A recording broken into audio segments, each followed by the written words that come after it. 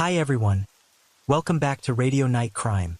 Before you drift off, let me know in the comments where you're listening from. If you're enjoying the stories, don't forget to like and subscribe. Now let's relax and jump into tonight's case.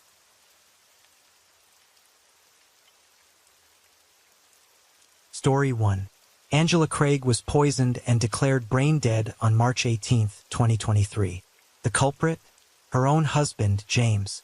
The Craig family lived a seemingly average life. The couple had 6 kids, and the family did face financial trouble despite living in a $1 million home that was all paid off. But things took a much darker turn for them on March 6, 2023, and all of it started with a protein shake. Denver, one of the most highly populated cities in Colorado, is known for its suburbs. But who knew that it would be in these suburbs where the life of a seemingly normal and ordinary family would take a dark turn?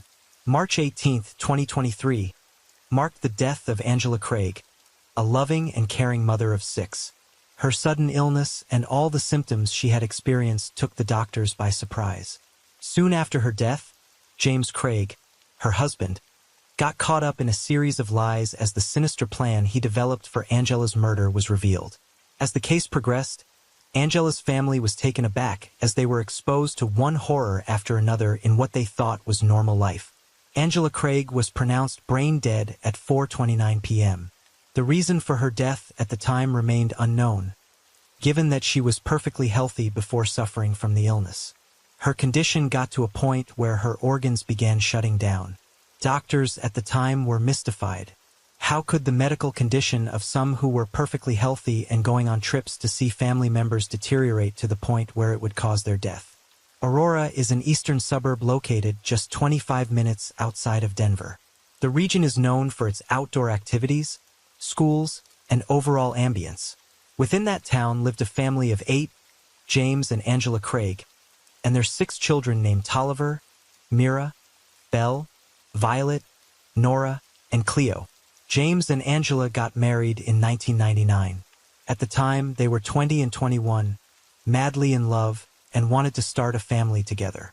Both of them were originally from Dodge City, Kansas, and had moved to Denver, Colorado after James had finished dental school and teaching at UMKC in 2006.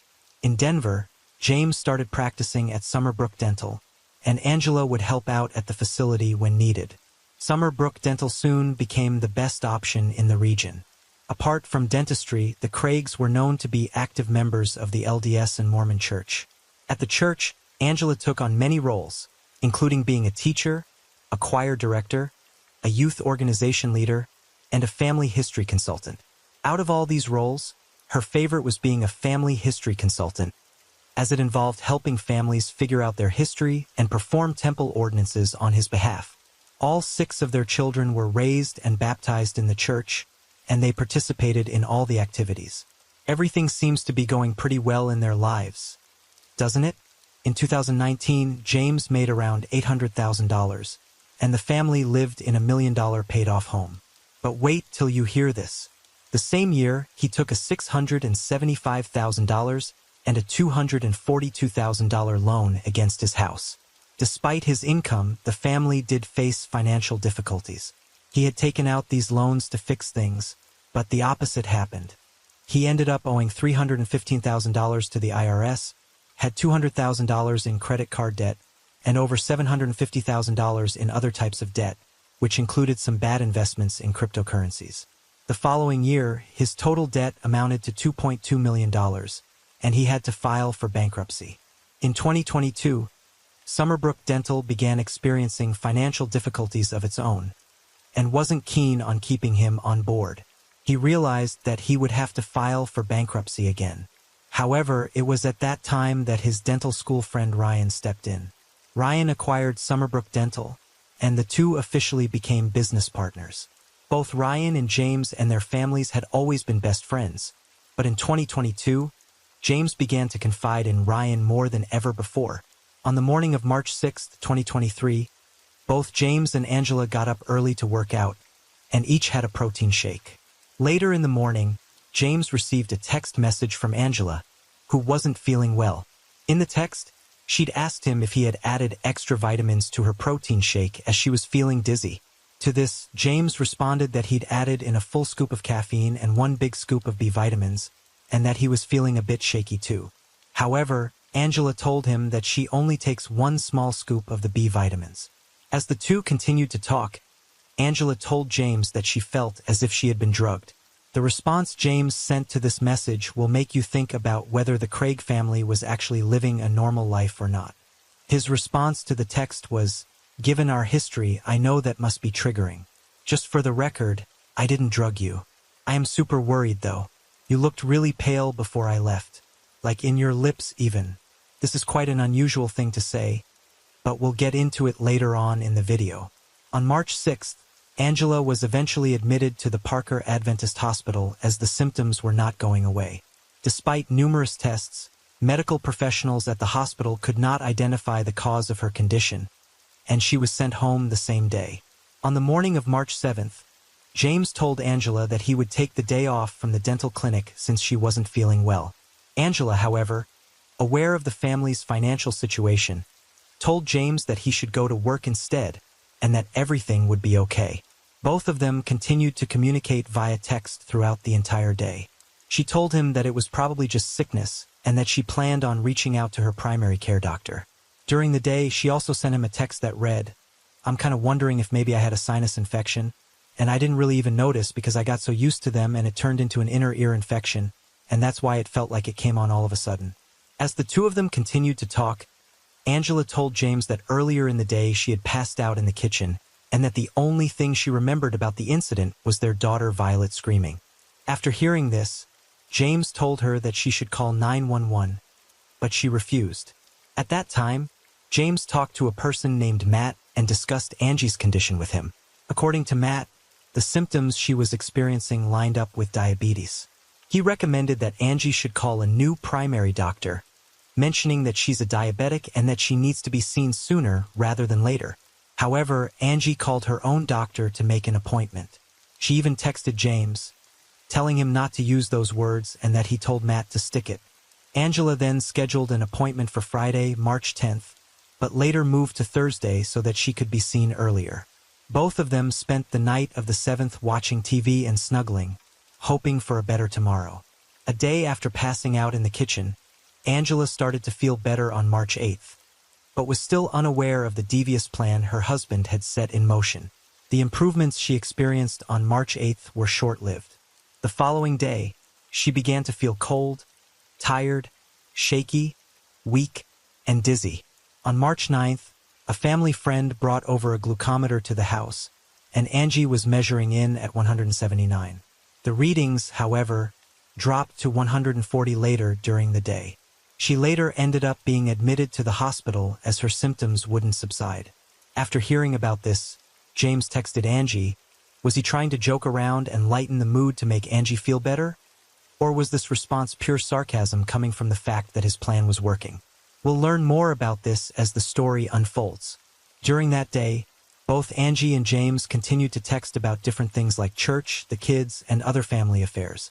Over the next 5 days, doctors conducted several different tests to determine the cause of Angie's condition. Most of the issues she was experiencing appeared to be related to blood pressure and vomiting. During that time, family members and friends pitched in, helped out with the kids, brought meals, and were there for Angie when needed. James also begins to have frequent conversations with Ryan's wife, Michelle, who has a PhD in nursing and was also working as a professor. She was also trying to figure out the answer to what was happening to Angie. However, she was also unaware of the plan that James had initiated. On March 10th, James told Michelle that not having any answers was becoming pretty rough. He also mentioned that one of the main problems Angie was experiencing was her blood pressure, which at the time was 100/60, and prior to that was 56/44. He also mentioned that the doctors would keep her for one more night. During the conversation, he emphasized that his main concern was how Angie must be feeling. But given what we know about his plans, this was probably just an attempt to gain sympathy. Over the next few days, James had shown tremendous care towards Angie and the kids and did everything he had to get the family through the rough time. One of the times when he visited the hospital, he even told Angie that he was sorry for not bringing any flowers. However, all of this could have just been a part of his master plan, as it would have helped avoid suspicion when he'd actually succeeded with his motives. Angela would stay admitted at the hospital until March 14th. After doctors were unable to determine what caused her condition, she was sent home with an oxygen tank with instructions to use it full-time. When she got back home, she texted James jokingly and said that he'd married an old lady who was now in an oxygen tank. When Angie got back, the children and everyone else hoped this would be the end of the trauma. The Craig family still didn't have a diagnosis about what had happened, but Angie was doing better. She felt stable and wasn't vomiting. However, all of this turned out to be false hope, as her improvements were short-lived. On the morning of March 15th at around 11 a.m., Angie's brother rushed her to the University of Colorado Hospital's emergency room. At this point, everyone was desperate for answers, but no one was aware of the horrendous act James had committed to cause all of this. He arrived at the hospital soon after Angela had been admitted. She complained of a severe headache and dizziness. A few hours later, at around 2 p.m., Angela had a seizure and her condition began to decline. Doctors at the University of Colorado had failed to incubate her, and she was suffering from intracranial pressure, which essentially means that there was an issue with the blood flow to her brain. In addition, her pupils were also unresponsive. Given her condition, she was moved to the intensive care unit, ICU, and doctors stated that her condition was dire. As all of this was going on, James texted Michelle 2 pictures of Angie and told her that Angie's condition had gotten quite worse. Her blood pressure was 55/44, and SOP2 was 84. He also told her that the doctors had stated Angie should have been mentally responsive by then, but she wasn't. After hearing this, both Michelle and Ryan rushed to the hospital to offer support. But James, at that time, was unaware that this text would lead to him being exposed. On his way to the University of Colorado Hospital, Ryan got a call from the office manager at Summerbrook Dental, Jacqueline. She told Ryan that James had come back to the office on March 6th after hours. Ryan was informed that another employee, Caitlin, had seen James using a computer in exam room 9, and the lights were turned off. It seems like a regular office thing at first, right? But James had no reason to be using that computer, since he had one in his own office and used to frequently bring his own laptop to Summerbrook Dental. After leaving the office that day, James texted Caitlin that he would be receiving a personal package at the office and that she was not to open it. The package arrived at the office on March 13th and was opened by another employee who was unaware of it being a personal item. Inside was a foil square with a biohazard warning and a slip labeled potassium cyanide. The employee resealed the package and handed it over to James. When Caitlin heard about Angie's condition, she became suspicious and talked to Jacqueline. The reasons for suspicion? Well, you see, she had previously experienced symptoms of ingesting potassium cyanide, and her symptoms included nausea, low blood pressure, and vomiting. It was pretty much the same thing Angie had been experiencing ever since she took that protein shake. At the time, she recalled James telling her that Angie had accused him of poisoning her when she was sick, and that James had even said that there are poisons hospitals don't even test for. She also remembered that James had told Angie he wanted a divorce. It's worth mentioning here that both James and Angela were having relationship problems, most of which were because of James. He had been addicted to porn since his teenage years, had gambling issues, and was exposed to several affairs. Both Ryan and Michelle arrived at the hospital separately and talked to James for a short while. Ryan went over to one of the nurses and told her everything he had just learned from Jacqueline on the phone, including the fact that he suspected Angie had been poisoned by her husband. Afterward, both Ryan and Michelle stayed with James as he spoke to the doctors about Angie's prognosis and dealt with emotions of what they were telling him. Although both Ryan and Michelle had arrived at the hospital separately, they went to one of their cars together. While in the car, Ryan received a phone call from James. He wanted to know if Ryan had talked to anyone at the hospital. On the call, he admitted to sharing information about the package. James argued that the package contained a ring for Angela, but Ryan, who knew the truth, claimed that the package in fact did not contain a ring. James questioned his claims by saying that he couldn't have known what was in the package since it had never been opened. However, Ryan told him that the package had been opened and then asked him why he had ordered potassium cyanide. At this point, James came up with a new story. He told Ryan that he had ordered the potassium cyanide because Angie had asked him to since she didn't have the right credentials to place an order. However, he had never thought Angie would actually end up using it. Ryan, who had a pretty clear idea of what had happened, told James to stop talking and get a lawyer. The nurse that Ryan had talked to was a mandated reporter and had informed the police, which triggered an investigation. Police arrived at the hospital just after midnight on March 16th. By that time, Angela was in a coma, and doctors were not sure whether she'd make it through the night. After talking with the hospital staff, detectives learned that there had been no change in Angie's condition. These spoke to Ryan and Michelle, whose stories matched up. In addition, they also asked Caitlin to come to the Aurora police station and make a statement. Given that James and Angie had minor children, a CPS investigation was also triggered. During the investigation, the kids were given time to go and see Angie. However, she had made no progress by that time, so it was basically a time to say goodbye. The kids were initially allowed to say goodbye at 6:45 p.m. However, due to the ongoing investigation, they had to wait until 10 p.m. Angela was pronounced brain dead on March 18th at 4:29 p.m., and James was the one who opted to pull the plug. James was eager to not have an autopsy performed on Angela's body and wanted a cremation as soon as possible. The investigation, however, had begun before she was pronounced brain dead. The investigation revealed that Angela had 3 different substances in her blood: potassium cyanide, arsenic, and tetrahydrolazine. Given this, her death was declared a homicide, and James Craig was arrested and charged with first-degree murder. The police investigation started on March 16th. They were able to get search warrants for his home, dental office, and devices. Some of the items seized from his residence included a computer tablet, a water bottle on an exercise bike, multiple types of powdered protein, and 2 unlabeled plastic bags containing a white powdery substance.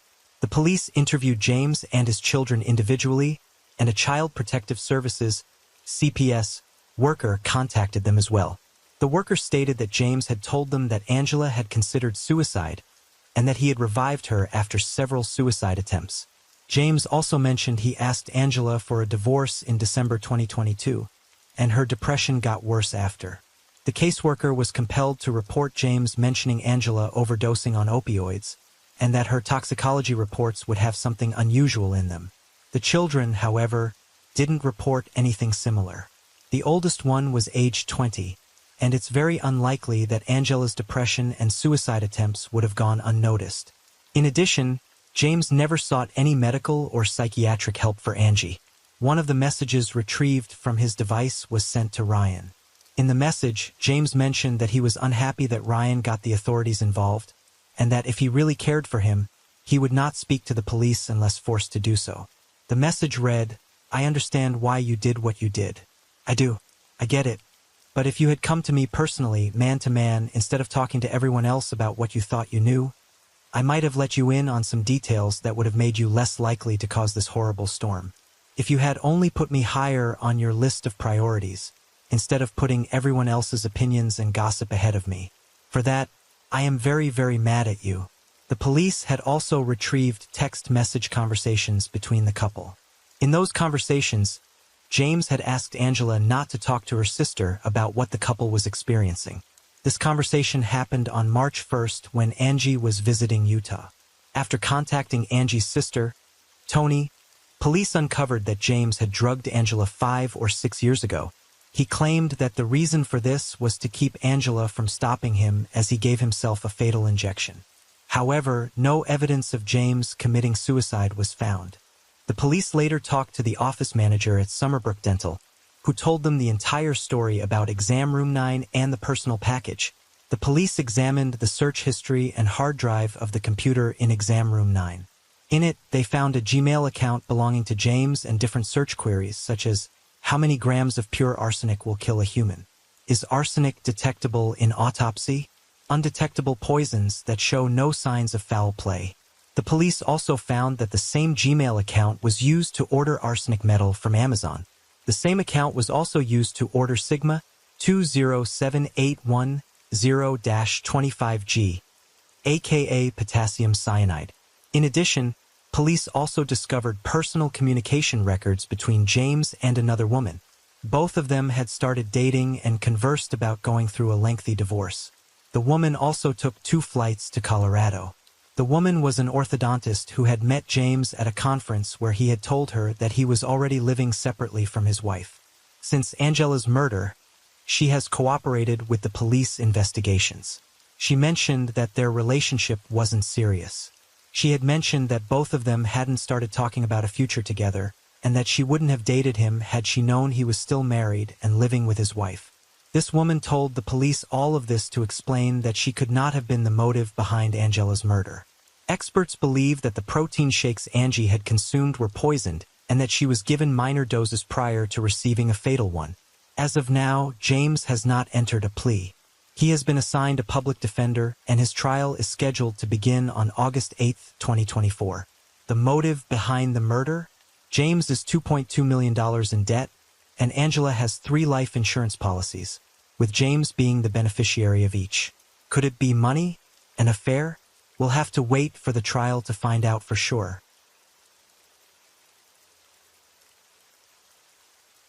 Story 2.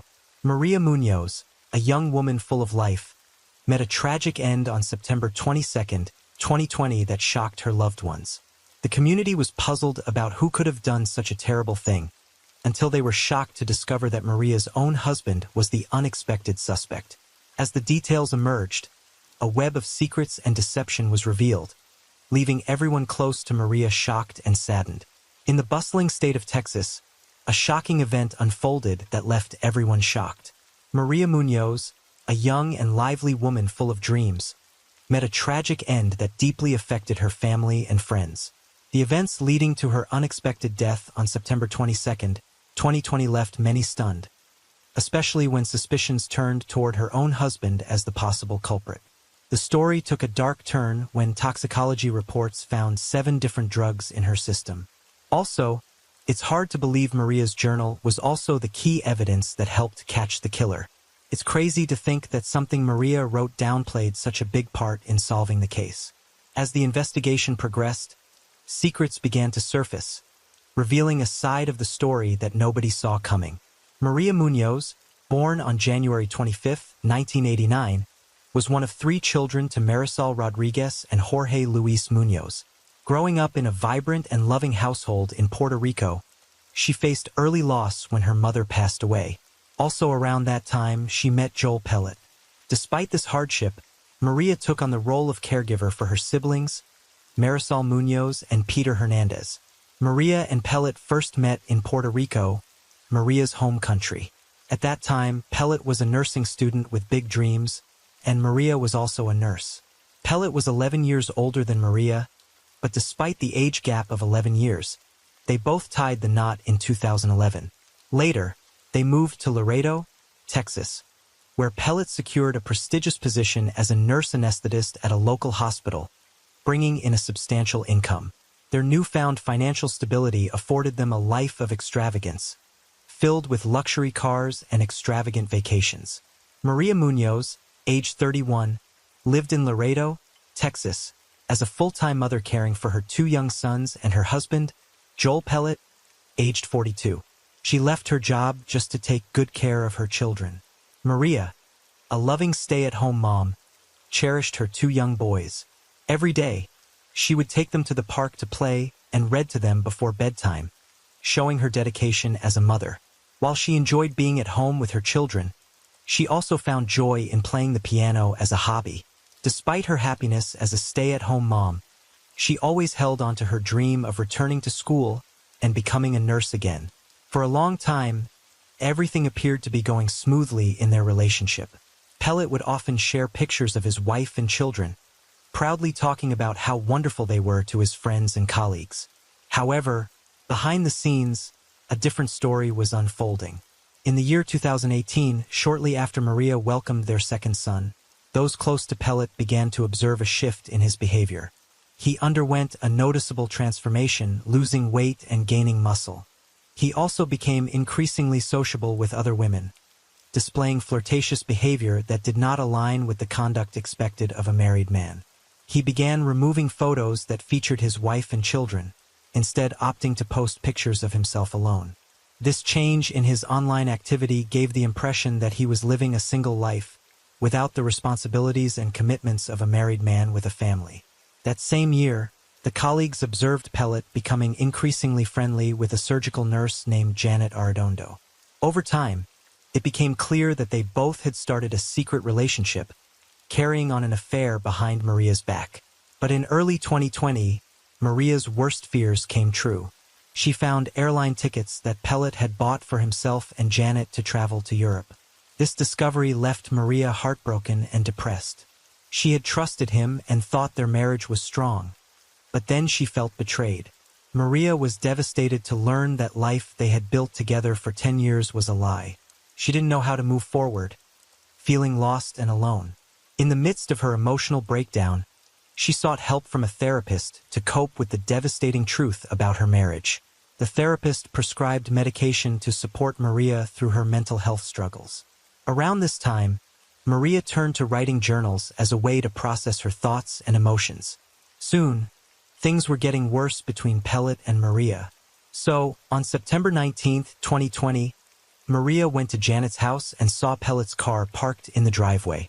She confronted them at the house, and when he came out, Maria made him choose between her and Janet. In answer, he said he'll choose Janet. During the argument, Janet called the police, but Maria and Pellet had left by the time they arrived. The police called Maria while she was driving with Pellet, and they heard him yelling at her in the background. When they got home, he became so angry that he punched a hole in Maria's car windshield, which was an alarming display of force and anger. The following morning, on Sunday, September 20th, Maria sent Pellet a text message expressing her intention to hire a lawyer to help sort out their situation. However, he replied, suggesting that they handle things without involving lawyers, as he believed it would be too costly. Just a few hours after their text exchange, it seemed that he had a change of heart. He sent Maria an email expressing his deep sadness and inner turmoil. In the email, he conveyed his desire to sit down with Maria for an honest and non-argumentative conversation. This is what he said: "I am so sad I am hurting inside. I want to sit down with you to talk without arguing. A heart-to-heart." Maria replied to his email, and they both agreed to meet at approximately 5 p.m. the next night on Monday, September 21st. Before going to meet him, she was so nervous and then messaged her friend Yasmin Martinez that today they were going to meet. This is what she said: "I just ask if you can pray for me." But sadly, her prayers were not answered, and the meeting ended in a horrifying way. On September 22nd, 2020, Pellet dialed 911 in a panic, mentioning that his wife might have taken some prescription pills and was not breathing. Officer Dyla Cruz was the first who came to Pellet's house at around 1:40 a.m., and his body cam was also recording every detail. The officer found Pellet at the top of the stairs near the main bedroom. He was still wearing his green hospital scrubs and was doing CPR on his wife. Their 2 sons were sleeping in the rooms close by. As soon as the paramedics got there, they took over doing CPR on Maria. While first responders were working diligently to save Maria's life, another officer approached Pellet to inquire about the pills she had reportedly taken. Without hesitation, Pellet went to a nearby bathroom, searched through the medicine cabinet, and retrieved a bottle. He handed it to the officers, who later discovered it contained a prescription for clonazepam, a benzodiazepine medication used to manage acute anxiety, panic attacks, and sometimes epilepsy. Benzodiazepines, like clonazepam, work by slowing down the nervous system to induce a calming effect. Upon examining the bottle, the officer noticed that the pills were actually prescribed to Pellet, not Maria. Another detail that caught the officer's attention was that the pill bottle had been returned to the medicine cabinet. Typically, in cases of overdose, the pill bottle is found near the person. Afterward, Pellet was captured on body camera picking up the pill container from the floor and placing it in his pocket. De La Cruz questioned himself as to why he would retrieve the pills. Could he be concealing something? Another reason to suspect Pellet with De La Cruz also came across a needle catheter on the stairs in the couple's home. This seemed odd to him. Pellet and Maria had 2 young children, so finding a needle on the stairs raised questions about why it was there. This is not all. Investigators also uncovered more than just a needle. They also discovered syringes and equipment neatly packed in a medical bag. While this finding may seem ordinary given Pellet's profession as an anesthesia nurse, the presence of these medical tools outside a clinical setting raised intriguing questions for the investigators. Despite this unusual circumstance, Pellet informed the officers that Maria had been struggling with deep depression recently. He explained that her mental health had been deteriorating, leading her to take the pills in an attempt to cope with her overwhelming emotions. So, despite first responders' best efforts, Maria couldn't be revived. It's hard to believe, but by 3:58 a.m. that day, she was pronounced dead. After Maria was declared dead, officers took Pellet downstairs to the kitchen for additional questioning. He then explained to the officers that on that day, he and Maria had met for a conversation. After their discussion, they both got intimate and then he took a shower. Upon exiting the shower, he found Maria asleep. He went downstairs for a while, though the reason for this was not clarified. When he returned upstairs and approached Maria, he discovered she was unresponsive and not breathing. While talking, the officer noticed Pellet's strange behavior. He was sweating very badly and was literally unable to answer simple questions about the incident. The officer also observed that Pellet's level of sweating was noticeably higher than anyone else present, even the first responder who had been trying to save Maria's life for the past 2 hours. This made officers more suspicious of him. For further questioning, he was then taken by Sergeant Luis Mata to the police station. At the police station, Pellet was left alone in the interrogation room for a while before an officer came in. His every action was getting recorded on video. When officers watched the footage, they were shocked to see how Pellet suddenly went crazy. He started screaming, crying, hitting the walls, and throwing furniture around the room. He was being so loud and out of control that people in the hallway and other rooms nearby got scared hearing all the voices coming from his room. So, at 4 a.m., an officer, Sergeant Luis Mata, entered the room to talk to Pellet. During this conversation, he opened up once again about the events leading up to Maria's death.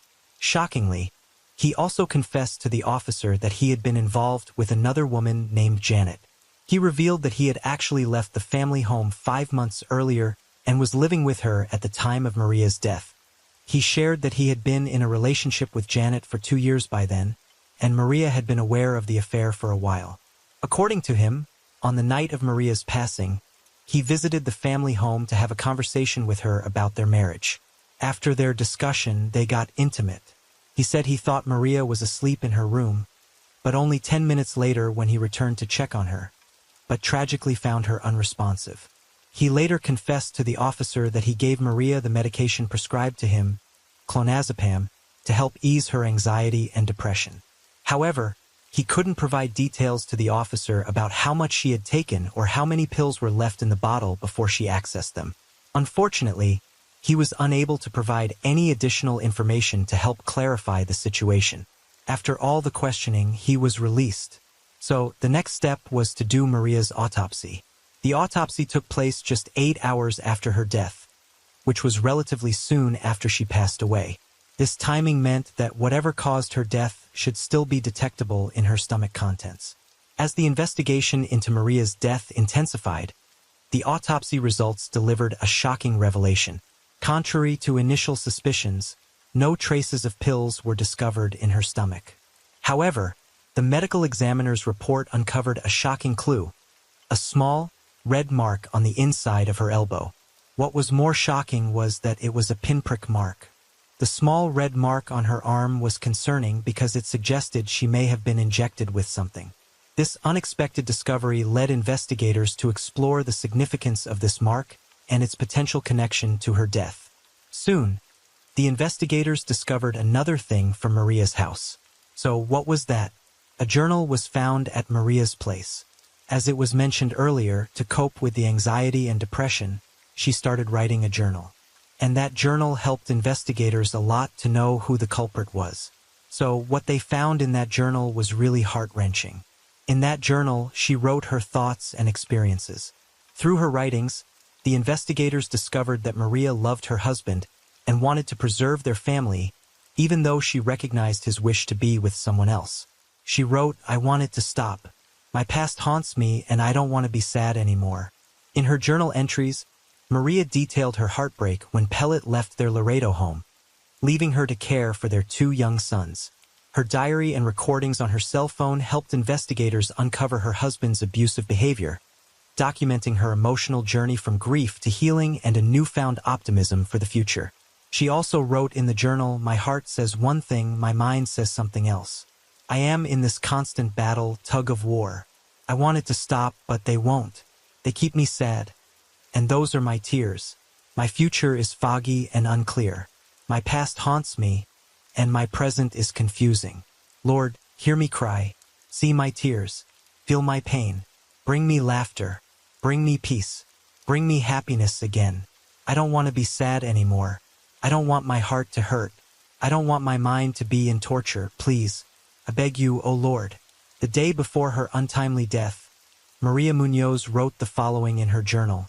"What is it that I want? Number 1, move forward." The entries in Maria's journal the day before her death showed her desire to live and move forward with her life.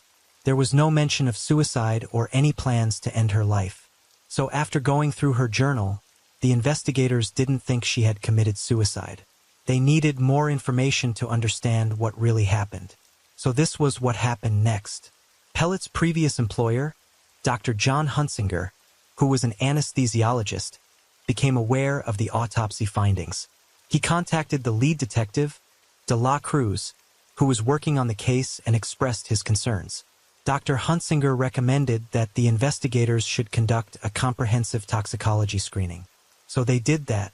In January 2021, investigator Sergeant Luis Mata and De La Cruz received the long-awaited toxicology test results. Contrary to Pellet's claim of clonazepam, Maria did not have that drug in her system. However, the toxicology report revealed a shocking truth: the presence of 7 other drugs: morphine, Demerol, Versed, propofol, ketamine, lidocaine, and Narcan. These medications are commonly used in surgical procedures. Propofol and ketamine are used as sedatives and for pain management, often administered intravenously during surgical procedures. Most people cannot access these drugs easily, and even many nurses and other medical professionals may never come into contact with medications like propofol and ketamine unless they work directly in anesthesiology. The presence of propofol in Maria's body was the most shocking finding for the investigators. The investigators thought that Pellet is a nurse anesthetist, so he would have access to propofol based on his profession.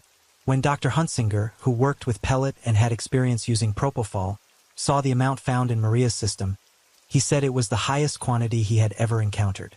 Based on this, the doctors strongly believed that propofol was the specific cause of Maria's death, as Pellet would know the appropriate dosage to sedate someone or cause an overdose.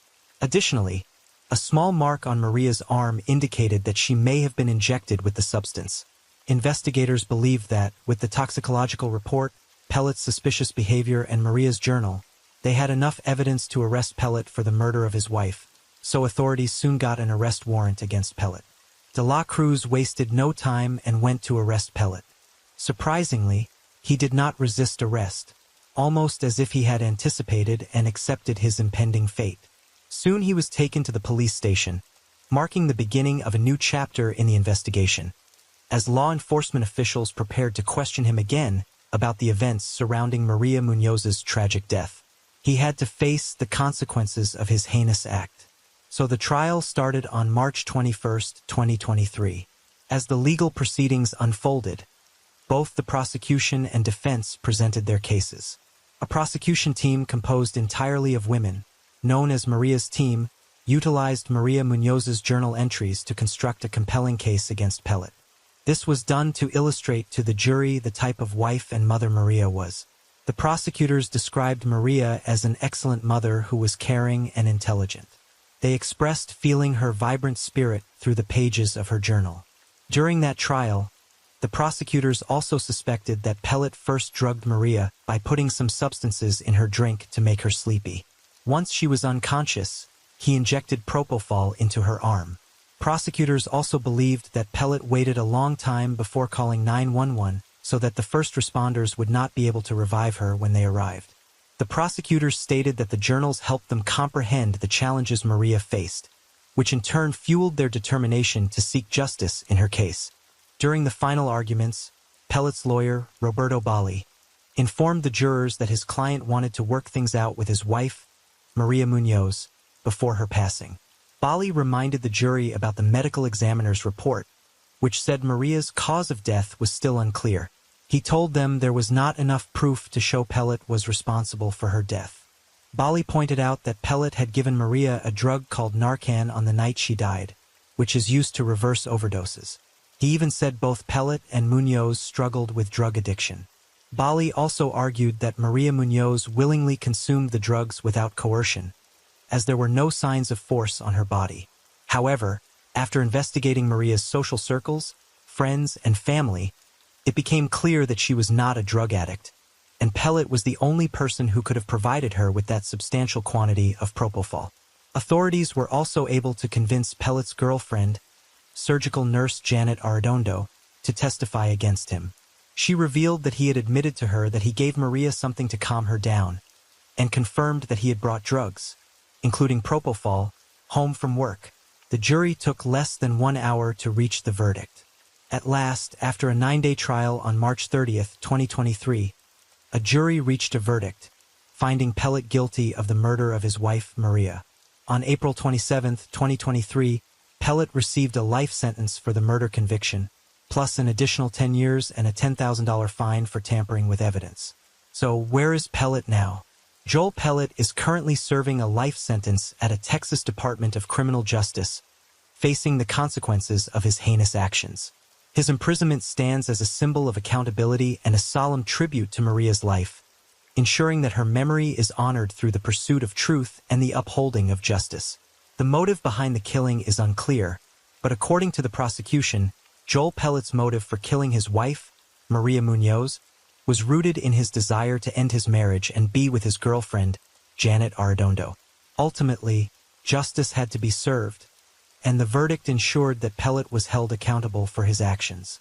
The jury's decision brings some measure of closure to this tragic case, affirming that such heinous acts will not go unpunished. The conviction underscores the importance of upholding justice and sends a clear message that those who commit such crimes will face the full extent of the law.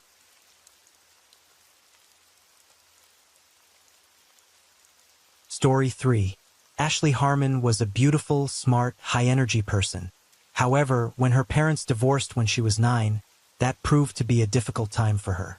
During that period, Ashley transformed into a mother-like figure for her 5 siblings, and she protected them. For Ashley, there was nothing more important than her faith. She was a devout Mormon and belonged to the Church of Jesus Christ and the Latter-day Saints. When times got tough for Ashley in her life, she always relied on her faith in God. Her faith provided her with strength and solace in even the most challenging situations.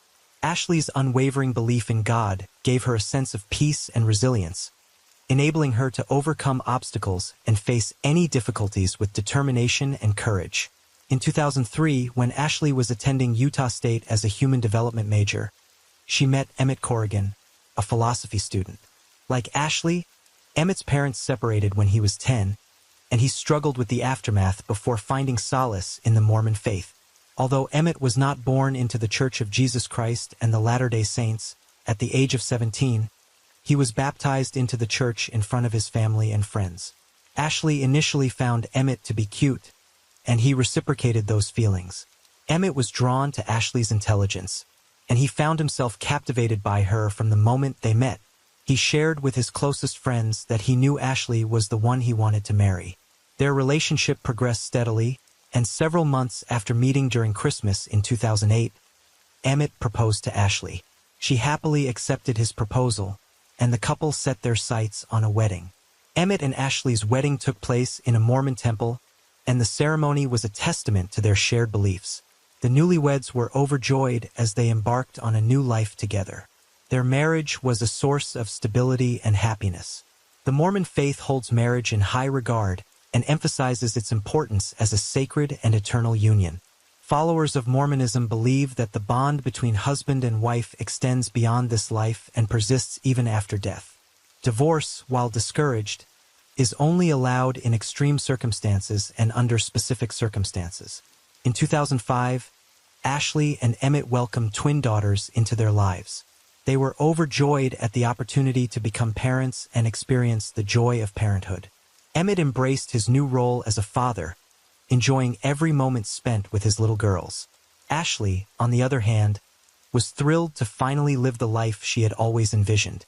At the time, Ashley and Emmett were attending college at Utah State University.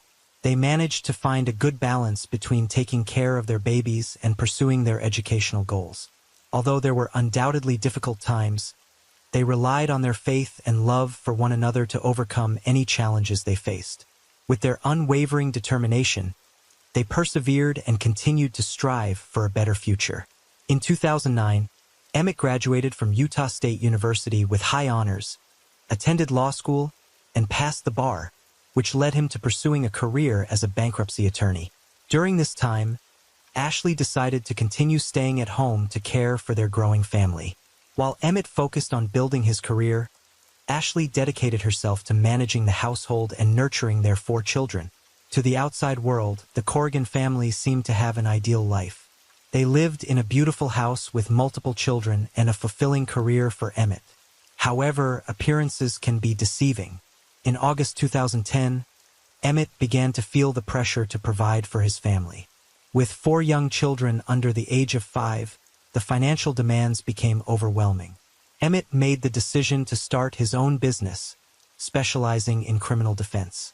One of Emmett's friends introduced him to Candy Hall, a paralegal who once worked for a criminal attorney and had a good reputation. Emmett and Candy met at a lunch date and hit it off, leading to Emmett hiring her for his criminal defense firm. Candy Hall, Emmett's assistant, was married to a man named Robert Hall. By all accounts, Robert "Rob" Hall was an amazing father and hard worker. When Candy was hired to work for Emmett Corrigan, she was excited. Initially, her husband and children were happy for her. As time went on, Ashley, Emmett's wife, began to notice changes in their marriage. Due to the stress of building a business and supporting their large family, Emmett's responsibilities weighed heavily on his shoulders. As a release, Emmett started to spend a lot of time at the gym working out. Going to the gym became like an addiction to Emmett, and he started to go at times when it wasn't convenient for his wife Ashley, who was home all the time with the 4 children alone. On January 15, 2011, Ashley and Emmett, despite growing distance between them, welcomed their 5th child, a son. However, Emmett's attentiveness towards their son differed from the dedication he showed during the birth of their other children. From the moment the baby came home, Emmett began spending increasing amounts of time away, sometimes overnight. In a conversation with her sister, Ashley confided that she was genuinely concerned about Emmett's activities. She feared he may be cheating on her. On the other hand, Emmett's assistant, Candy Hall, was also experiencing marital issues. Candy confided in a friend that her husband, Rob, was jealous of her working for a young and charismatic man like Emmett. The couple's constant fighting was taking a toll on their marriage. On March 6, 2011, Ashley and Emmett were celebrating their 7th wedding anniversary, but Emmett wasn't at home. Emmett informed Ashley that he was going to visit a bodybuilding convention, leaving Ashley home alone with the children. Her husband's behavior left Ashley feeling panicked and concerned about the state of her marriage. She wondered if there was something she was doing wrong as a wife that made Emmett unhappy. Divorce was not an option for Ashley, so she decided to endure this difficult period in her marriage with Emmett. Determined to make things better, Ashley decided to confront the situation head-on. Several days later, on March 11th, Ashley woke up with a strong determination to create unity in her home. She knew she had to fix her relationship with her husband, Emmett. Ashley spent the entire day planning the perfect day, making sure that every aspect of it was perfect. She prepared his favorite meal, cleaned the house, and ensured that the children were on their best behavior. Because Emmett was to home from work at 6 p.m., Ashley had the table set and ready to greet him. However, he didn't arrive until 2 hours later. When Ashley went to meet Emmett with a kiss, he turned away from her.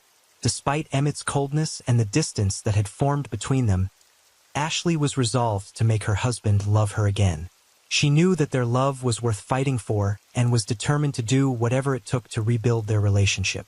2 hours after Ashley had finished preparing their dinner, the whole family gathered around the table to eat. Emmett, however, claimed that he was not hungry, despite his wife's evident effort and attention to detail. Ashley had clearly invested a significant amount of time, thought, and love into the meal, but Emmett's lack of interest left Ashley feeling disappointed and hurt. As the rest of the Corrigan family enjoyed their meal, Emmett suddenly stood up, announcing that he needed to drive to Walgreens. He insisted that he would be right back, seemingly oblivious to Ashley's growing concern. Ashley realized that there must be something else going on behind Emmett's actions, and she pleaded with him to stay and connect with her. She reminded him of the importance of their family. However, Emmett's response to Ashley's pleas was harsh and dismissive. Emmett told her that she should not tell him what to do, and then proceeded to leave the house, leaving Ashley feeling confused and hurt. On that same day, another problem was brewing in Emmett's life. His assistant, Candy, and Rob Hall, her husband, had reached the breaking point in their marriage. Rob was packing his things and made the decision to leave their home. Despite their love for each other, Rob believed that it was best to remove himself from the situation and start anew. That evening, Rob called his daughter and asked if she was out in Candy's car. His daughter informed him that she was not. Several minutes later, Rob's daughter drove past Walgreens and noticed her mother's car in the parking lot. Not giving it much thought, she promptly called her father to inform him of her discovery. Rob's initial response was simply, "Oh, okay." Little did they know that this seemingly innocuous phone call was about to alter the course of two families forever. Meanwhile, Ashley laid in bed, her heart heavy with worry, as she prayed fervently for her marriage to work. She had continued to text and call Emmett, desperately trying to reach him, but to no avail. Her gut was telling her something was amiss, and she couldn't help but feel a sense of unease. Around 10 p.m., a 911 call, alerting dispatch to reports of gunshots and a woman screaming in the Walgreens parking lot. The police quickly mobilized, unsure of what awaited them at the scene. Was this a random drive-by shooting? A drug deal gone wrong? A robbery? Or something else entirely? They had no idea what to expect as they cautiously approached the scene. When the first officer stepped out of the patrol car, his eyes were met with a chilling sight. A man lay lifeless on the ground.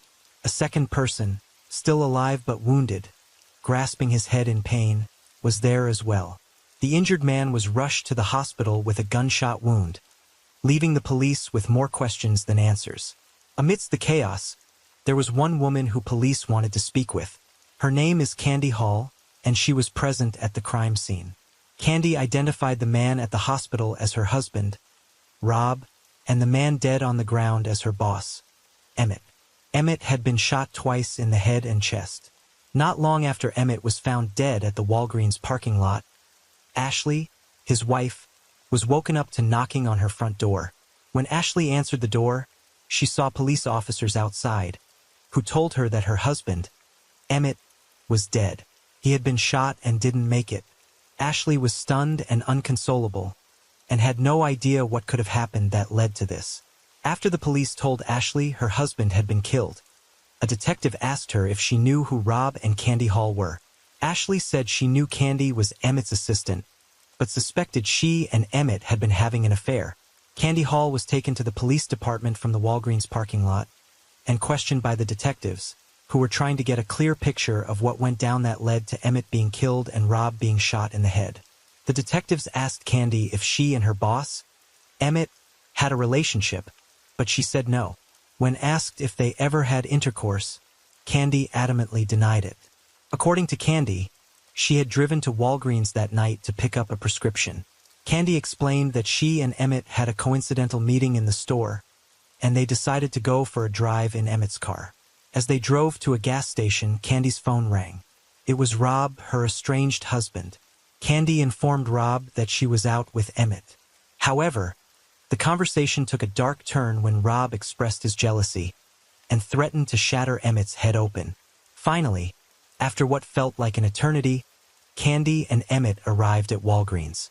As they stepped out of the car, Candy's heart sank as she saw Rob standing at the entrance, his anger clearly visible on his face.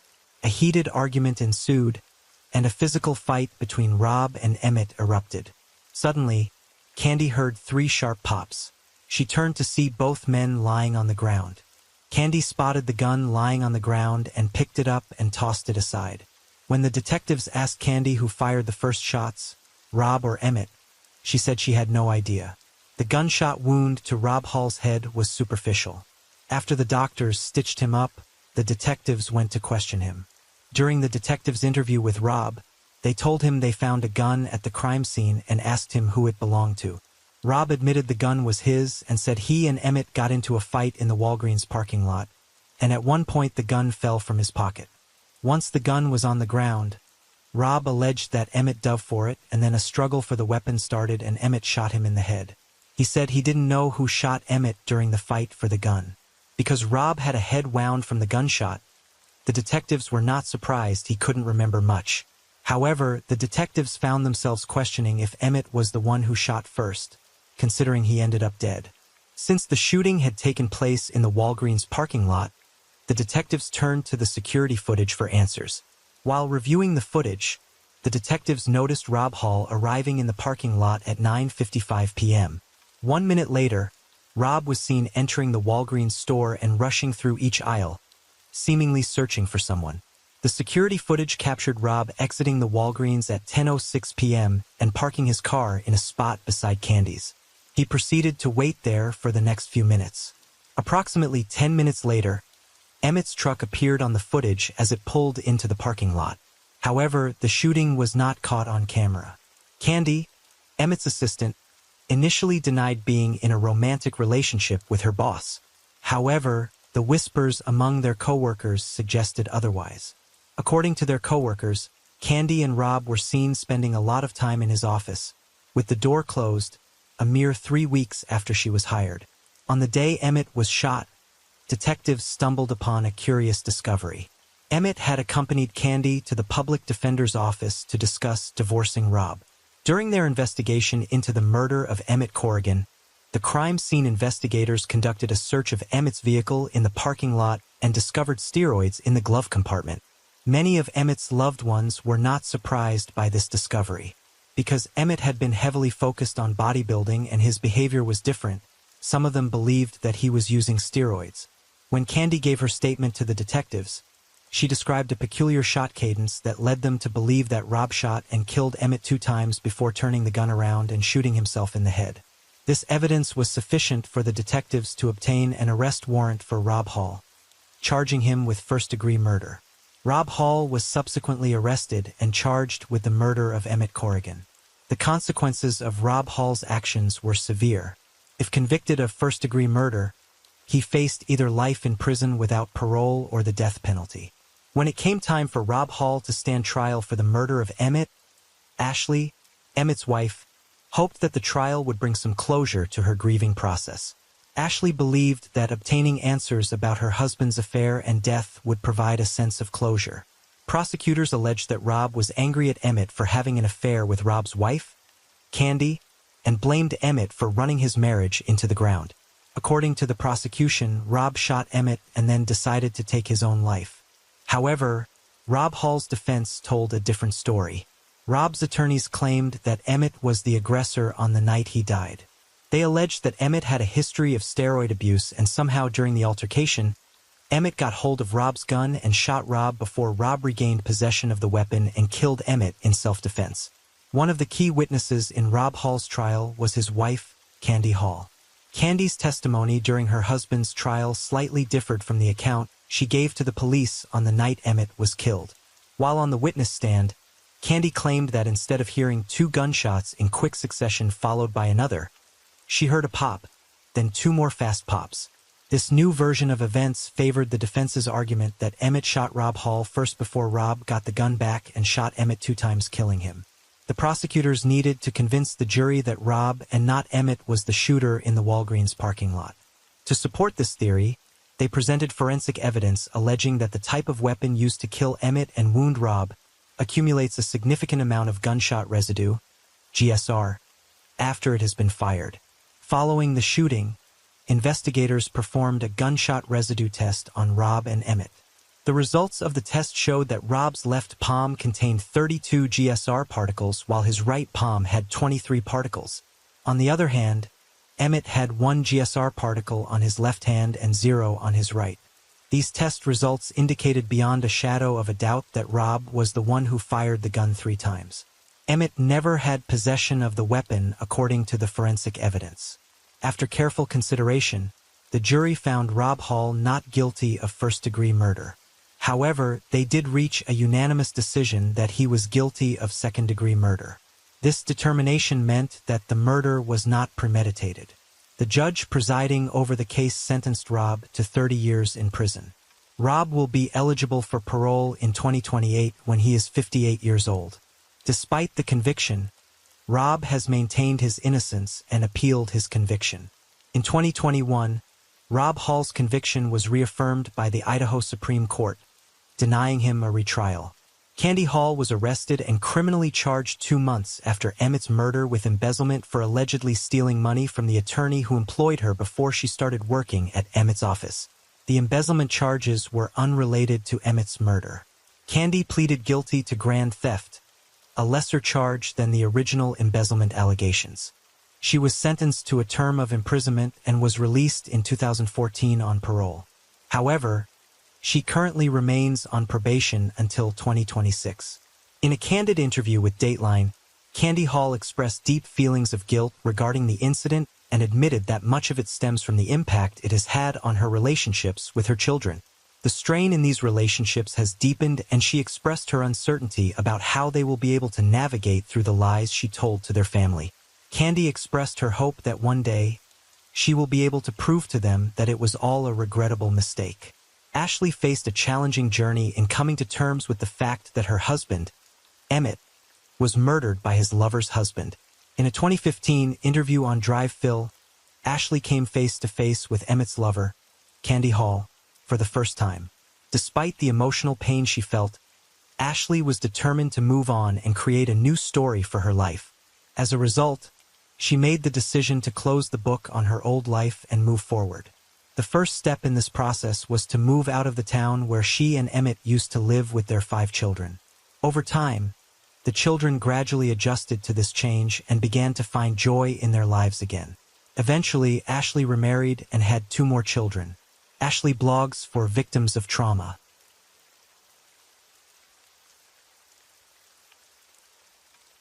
Story 4. Katrina Ashley Edlund was born on July 16, 1982. She was the youngest child of her mother, Vicky. Katrina had 2 siblings, an older brother named Chad and a younger sister named Miranda. As a child, Miranda looked up to her older sister, Katrina. Miranda often tried on Katrina's clothes and used her makeup as she admired and wanted to be just like her. Over the years, Miranda and Katrina developed a deep bond and became more like best friends than sisters. When Katrina was young, her parents separated and she lived with her mother. Katrina was raised in McChesney Park, Illinois, a bedroom community located outside of the city. Those who knew Katrina described her as a kind-hearted and fun-loving individual. Katrina particularly cherished the holiday season and thoroughly enjoyed giving gag gifts to her friends and family. Overall, Katrina was very happy and deeply involved in her church. She had a strong desire to help others and was more than willing to offer her time to anyone in need. Even though Katrina was happy, she still yearned to find love and believed she had met her Prince Charming when she encountered Todd Smith at a bar at age 20. Todd, a successful financial planner who owned his own business and worked out of his home, had 3 daughters.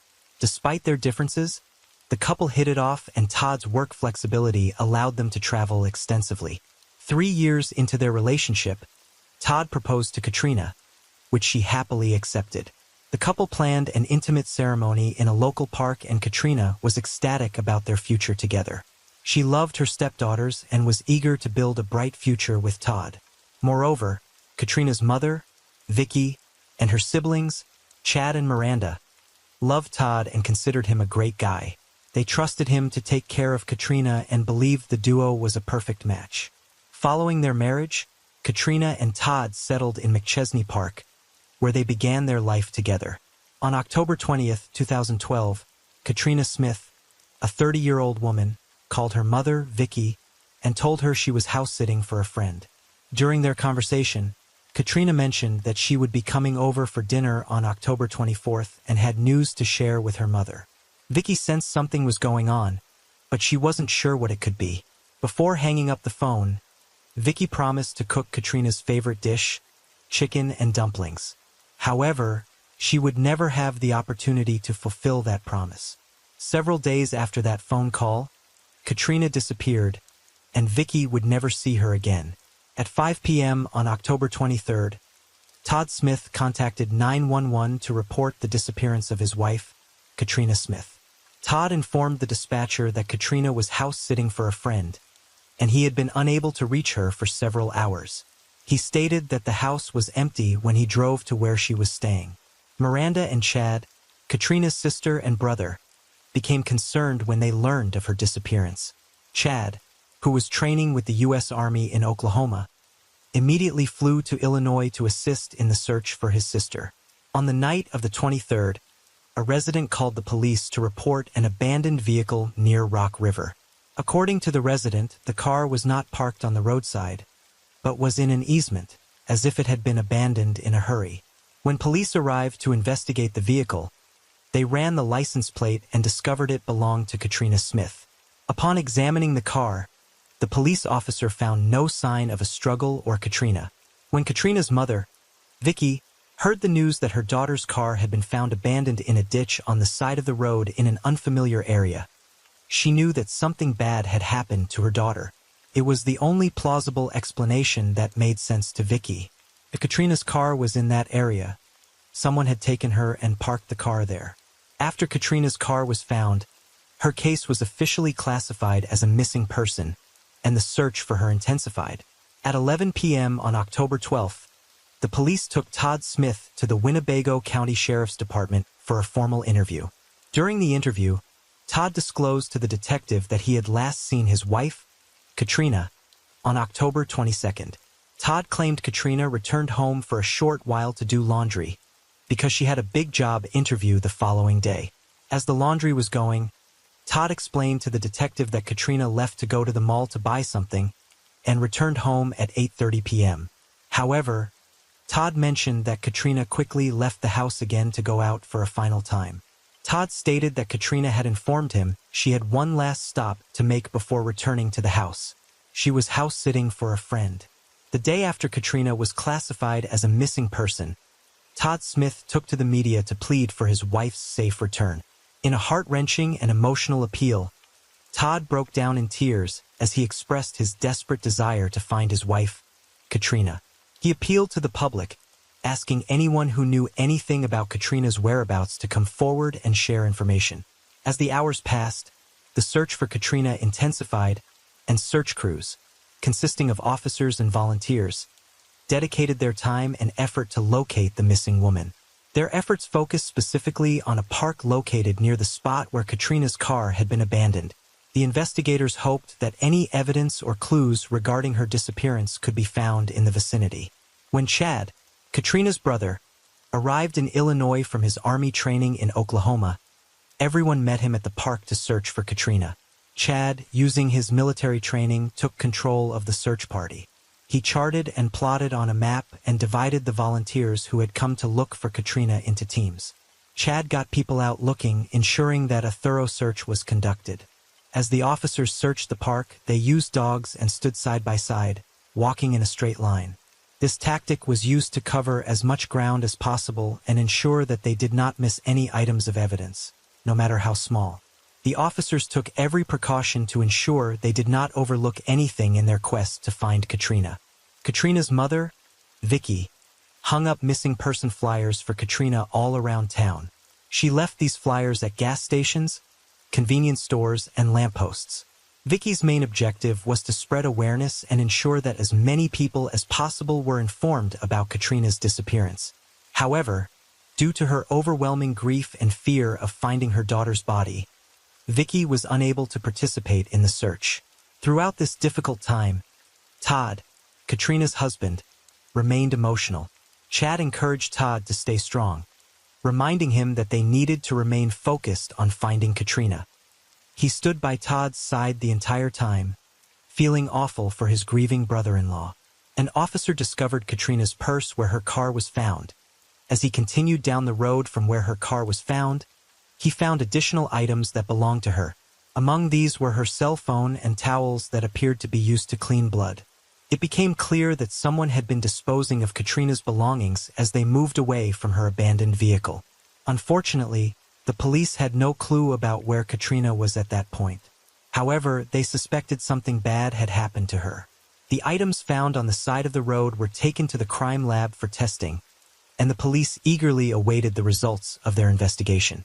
In the meantime, the police began delving into Katrina's personal life, in search of any clues that could explain her disappearance.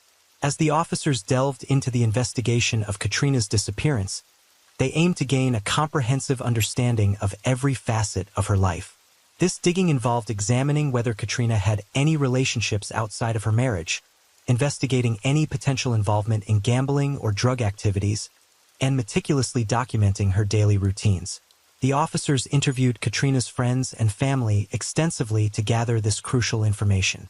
These individuals unanimously described Katrina as a kind-hearted, responsible individual who consistently prioritized her responsibilities and avoided engaging in any questionable activities.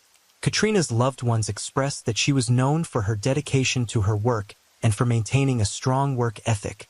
According to their testimonies, she never exhibited any signs of addiction or irresponsible behavior. In fact, they described her as a dedicated spouse and a hardworking woman who never compromised her integrity. During the search for Katrina, a woman provided an intriguing tip. According to this woman, she had witnessed a blue vehicle matching the description of Katrina's car, stopped on a bridge over Rock River on the night of her disappearance. The trunk of the car was open and she could see a person kneeling behind it. However, the woman was unable to provide any specific details, such as the person's gender or race. When the woman came forward and reported this incident to the police, the officers began to consider the possibility that Katrina may have ended up in the river through foul play. However, they still lacked concrete evidence to support this theory. Officers knew that they needed to investigate further to see if anyone had the motive to harm Katrina. Despite claims that Katrina and her husband, Todd, were happily married, Todd remained a subject of interest. The authorities had doubts, as there was always the possibility of hidden conflicts or secrets within the marriage. The investigation into Katrina's disappearance continued, and the police received information that led them to a suspect. They learned that there was a boy in town who exhibited an obsession with Katrina. This obsession went back to earlier in the year, when Katrina confided in her friends about a teenage boy from her church who exhibited an unhealthy obsession with her. It was alleged that the boy had been involved in acts of voyeurism, specifically targeting Katrina by spying on her through her bedroom window. Katrina grew increasingly nervous during this time due to the teenager's behavior. However, the peeping activities eventually ceased when the teenager moved away for college. The police became suspicious and wondered if the teenager had returned home at some point and resumed stalking Katrina. As a result, they dedicated significant resources to track him down.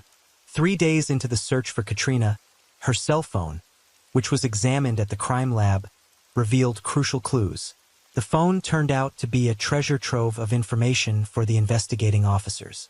By investigating Katrina's cell phone, they gained valuable insights into her text messages, incoming and outgoing calls, pictures, videos, and even her GPS location. Katrina's phone data provided the police with a wealth of knowledge, enabling them to piece together a clearer picture of Katrina's activities. For instance, they discovered that she was having an extramarital affair with a coworker named Guy Gabriel.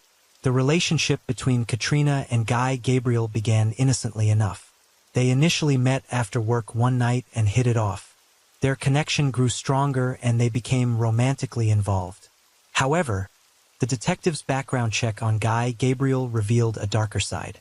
Officers discovered that Guy Gabriel had a history of domestic violence. Moreover, the detectives stumbled upon text messages sent by Guy Gabriel to Katrina, demanding that she leave her husband Todd for him. Because of Guy Gabriel's history of violence and his messages to Katrina, he became the prime suspect in her disappearance. The police thought it was possible Guy Gabriel got mad at Katrina for not leaving her husband for him and reacted violently. When Katrina's family found out that she had been having an affair on Todd, they were completely taken aback. Everyone had long believed Katrina and Todd were the epitome of an ideal and happy couple. To discover that Katrina had engaged in such betrayal left everyone in shock and disbelief. Todd, who had no idea about his wife's affair until the police investigation revealed it, was shattered. The news that his wife had been unfaithful hit him hard. Guy Gabriel met the police investigating Katrina's disappearance at the police department for a formal interview. During the interview, Guy appeared nervous, although he did admit to having an affair with Katrina. However, Guy denied having any involvement in Katrina's disappearance. According to Guy, he was at work the night Katrina went missing. While the police investigated Katrina's affair with her coworker, Guy Gabriel, they learned about an incident that occurred 2 weeks before Katrina went missing.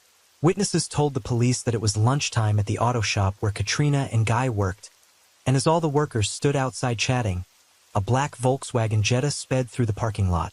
The masked driver threw a stack of flyers through the car's open sunroof. These papers fell from the sky and landed at everyone's feet as the employees gathered outside.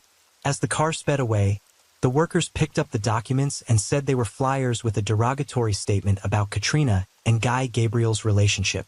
However, no one knew who the driver of the VW Jetta was. When the police questioned Katrina's hairstylist, she revealed that Katrina had confided in her about feeling unsafe and expressing a desire to purchase a gun to protect herself. Katrina had expressed concerns that someone was following her and even went to a store to have her phone checked for a tracking device. At the police garage, crime scene investigators examined Katrina's car for evidence. One of the tools the investigators employed was luminol, a chemical compound that reacts with blood to produce a bright glow. The luminol revealed the presence of a significant amount of blood in the trunk of Katrina's car. The investigators turned their attention to the front seat of Katrina's car. Once again, they sprayed luminol to reveal more bloodstains, which further solidified their suspicions. Furthermore, upon examining the undercarriage of Katrina's car, the investigators discovered remnants of a GPS tracker. Through examination and analysis, it was confirmed that the blood found in the car was Katrina's. This confirmation, combined with the volume of blood found, led the police to an alarming conclusion.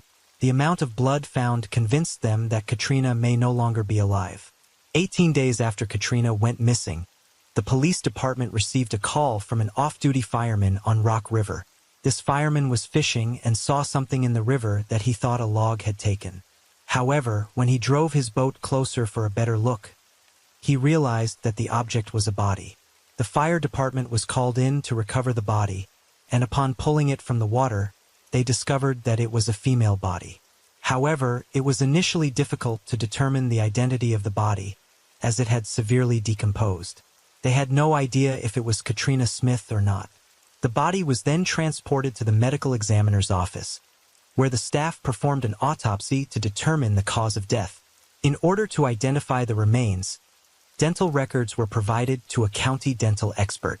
After examination, the expert matched the teeth from the body to those in Katrina Smith's records, and concluded that the body pulled from the river was indeed that of Katrina Smith. Katrina's cause of death was determined to be blunt force trauma to the head. When Katrina's family learned her body had been found and she had been murdered by blunt force trauma to her head, they all broke down and cried. This news was devastating, and their emotions overwhelmed them as they processed the magnitude of what had happened. Katrina's mother, Vicky, was in disbelief when she heard the news. The knowledge that her daughter had been violently beaten in the head was unbearable for Vicky. Officers tracked down the teenage boy who had been allegedly stalking Katrina and cleared him as a suspect after they confirmed his alibi that he had been on campus at his college during the time of Katrina's disappearance and murder. This confirmation eliminated him as a viable suspect, and the police turned their attention to Katrina's boyfriend outside of her marriage, Guy Gabriel. Guy Gabriel told the police he had an alibi for the night Katrina disappeared. He stated that he had been at work during that time. To support his claim, Guy's managers provided their time card, which confirmed that Guy had been at work that night. Additionally, Several co-workers corroborated Guy's alibi, stating that they had seen him at their workplace. With Guy Gabriel's alibi confirmed, the police were no longer suspicious of his involvement in Katrina's disappearance and murder. Although Guy Gabriel was no longer a suspect, the police sought his perspective on who may have hurt Katrina. Guy divulged that Katrina's husband, Todd, exhibited controlling behavior, which led him to encourage Katrina to leave her marriage. He believed that Todd's controlling nature could have escalated and led to physical harm. As police delved deeper into Katrina's marriage with Todd Smith, several concerning details emerged. Firstly, it was discovered that Katrina had expressed a desire to divorce Todd to several people. Furthermore, the police confirmed that Katrina had met with a divorce attorney the day prior to her disappearance. Despite Katrina's claim that she was house-sitting at a friend's condo, the officers discovered she had moved in because she and Todd had separated. After gathering information and conducting interviews, the police suspected Todd of being behind the mysterious flyer incident at Katrina's workplace. This suspicion grew stronger when officers discovered that Todd had test-driven a black VW Jetta, the same model and color as the car involved in the flyer incident. The timing of these events also raised suspicion, as Todd allegedly took the test drive around the same time the incident occurred. When the police informed Katrina's family that not only was Todd the prime suspect in her murder, but also that he was already in custody, they were completely shocked and in disbelief. They had loved and respected Todd, considering him more than just an in-law. The news left everyone feeling devastated. Katrina's mother, Vicky, was particularly affected. The realization that her daughter's husband could be responsible for her murder left her physically ill. It was unimaginable to her that Todd could have done something so atrocious. Vicky had always trusted and respected Todd, and the idea that he could be capable of such a heinous crime never crossed her mind. The police received information regarding Todd's financial situation, as it was revealed that his financial investment company was facing legal troubles. With Todd out of work, Katrina was the breadwinner for the family.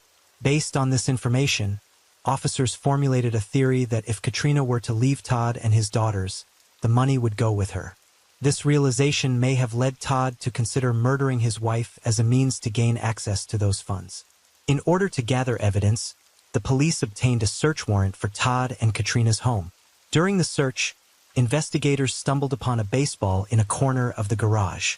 Upon closer examination, they noticed traces of blood on the bat. This discovery led them to believe that it could very well be the weapon that was used to kill Katrina. The injuries she had sustained were blunt force trauma, which was consistent with a bat being used. The investigators conducted a DNA test on the bat to confirm their suspicions. This analysis confirmed that Katrina's blood was on the bat, solidifying the link between the murder weapon and the victim. Additionally, the investigators stumbled upon a large area underneath the car that had been meticulously cleaned. Upon further examination, they discovered that the bloodstains found under the vehicle matched Katrina's DNA profile. 30 days after Katrina Smith was murdered, her husband, Todd Smith, was arrested and charged with her murder. His arrest came as a relief to her family. On January 11, 2017, Todd's trial began. The state presented its case to the jury, painting a vivid picture of the night Katrina was murdered. It was revealed that Katrina had recently met with a divorce attorney to discuss her marital problems. This meeting served as a starting point for the prosecution, as they argued that Katrina's decision to seek legal assistance indicated a troubled relationship. According to the state, Katrina had gone to Todd's house to do laundry in preparation for a job interview she had scheduled for the following morning. During her visit, the prosecution alleged that Katrina had made it clear to Todd that their marriage was truly over. This declaration, they argued, led to Todd reacting violently. The state alleged that while Katrina was in the garage, Todd, in a fit of rage, grabbed a baseball bat and mercilessly beat her to death. After ensuring Katrina's lifeless body, Todd allegedly proceeded to move her into the trunk of her car. He then drove to a remote location known as Rock River. There, he disposed of her body by throwing it off a nearby bridge. Following the disposal of Katrina's body, Todd abandoned her car on the side of the road. As he walked back home to wash away any evidence, he disposed of her cell phone and the bloody towels he had used to clean the garage. Jurors found Todd guilty and sentenced him to 55 years in prison.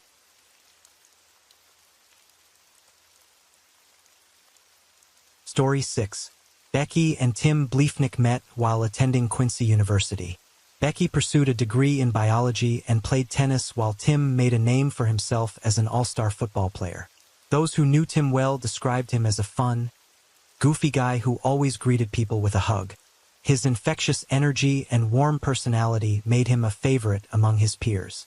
On the other hand, Becky's friends described her as a happy person who lit up a room just by her presence.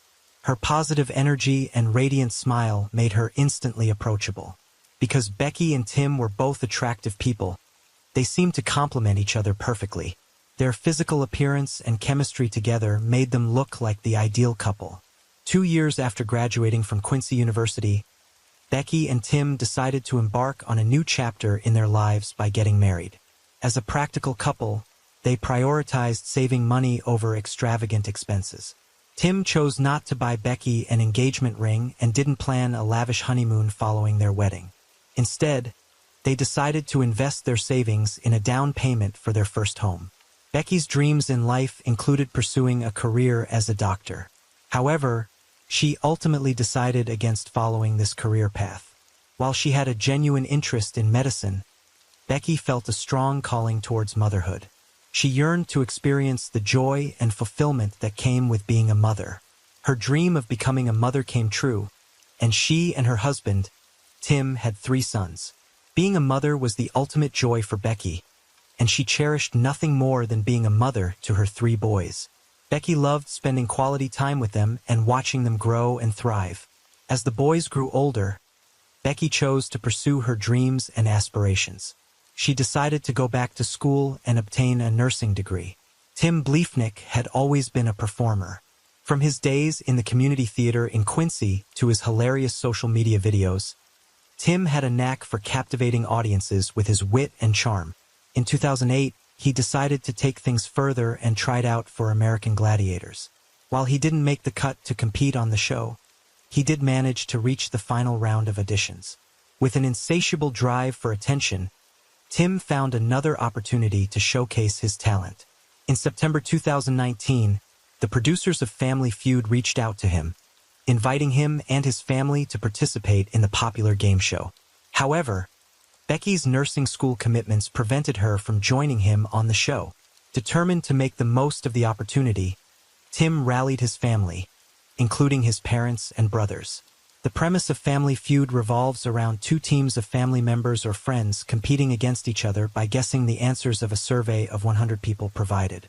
Steve Harvey, the host of the popular game show Family Feud, asked Tim Bleefnick what he thought the most popular answer was to the question, "What was the biggest mistake you made at your wedding?" Tim, known for his witty humor, shocked Steve Harvey and the audience with his response. Tim replied, "Honey, I love you, but said I do." This statement caught everyone off guard and laughter filled the studio. Despite the unexpected nature of the response, it was ranked second on the scoreboard, earning points for Tim and his family. The Bleefnick family went on to participate in Family Feud for a 3-episode stint, ultimately winning a total of $20,000. This amount was divided among the family members, with each member receiving an equal share. However, there was one notable exclusion. Tim did not share any of the winnings with his wife, Becky. Despite Becky and Tim's years of marriage, their relationship had begun to strain. When Becky decided to pursue a career as a nurse, her husband Tim expressed strong opposition. Tim said his primary concern was Becky's well-being, as he worried about the stress associated with the nursing career. He believed that Becky had difficulties managing her patients and stress levels when it came to their children, and he wondered how this would affect her job performance. However, Becky's friends had a different perspective on Tim's opposition. They believed that Tim did not like Becky being independent and pursuing her interests out of his control. Over time, Becky's friends observed a decline in her happiness and her marriage. They observed that the initial 5 years of her marriage were relatively positive, but Tim's behavior became more manipulative and controlling. Becky's friends noted that, despite Becky dedicating substantial time and effort to her nursing studies and work, Tim failed to shoulder his fair share of responsibilities within the home. Tim neglected to clean and didn't help care for their sons. He left everything for Becky to take care of after her long days standing on her feet as a nurse. Becky, recognizing there was a strain in their marriage, felt the need to address it with Tim. She believed that attending marriage counseling could help them find solutions and restore harmony in their relationship.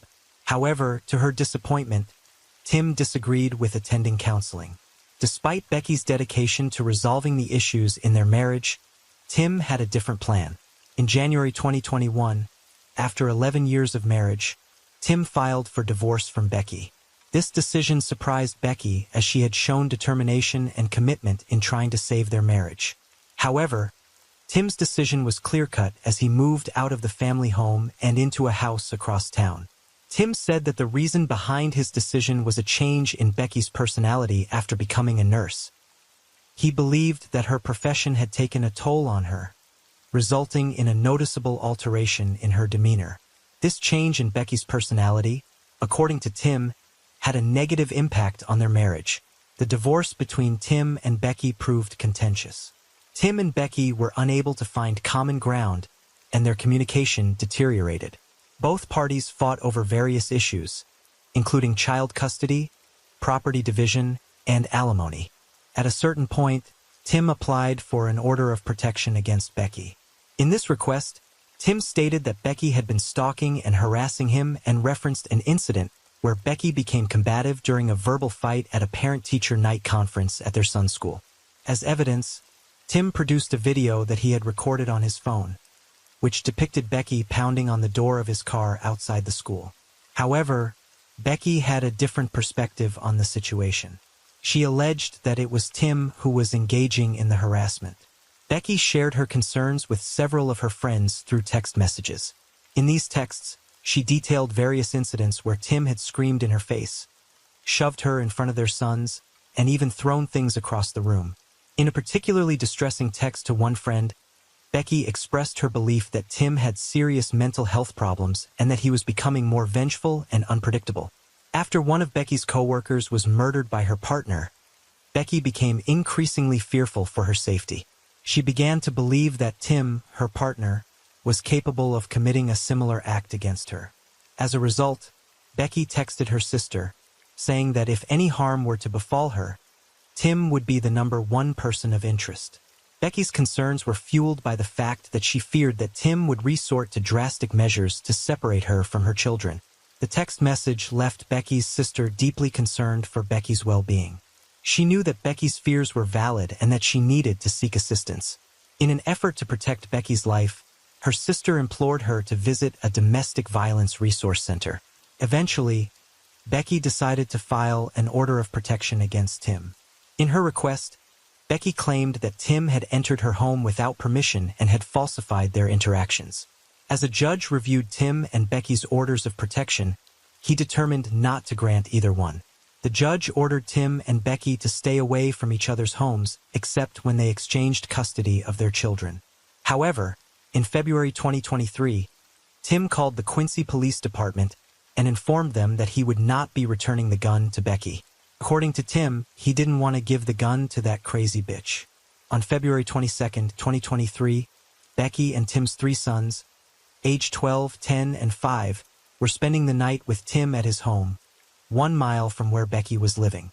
The divorce between Becky and Tim was set to be finalized in just 1 week. Tim reached out to Becky's father the following day, explaining that he had not been able to get in touch with Becky and that Becky had failed to pick the boys up from school as she was supposed to. Knowing how dedicated Becky was as a mother, her father knew that something must have happened to prevent her from fulfilling her parental responsibilities. Prompted by his concern for Becky's well-being, Becky's father immediately drove to her house.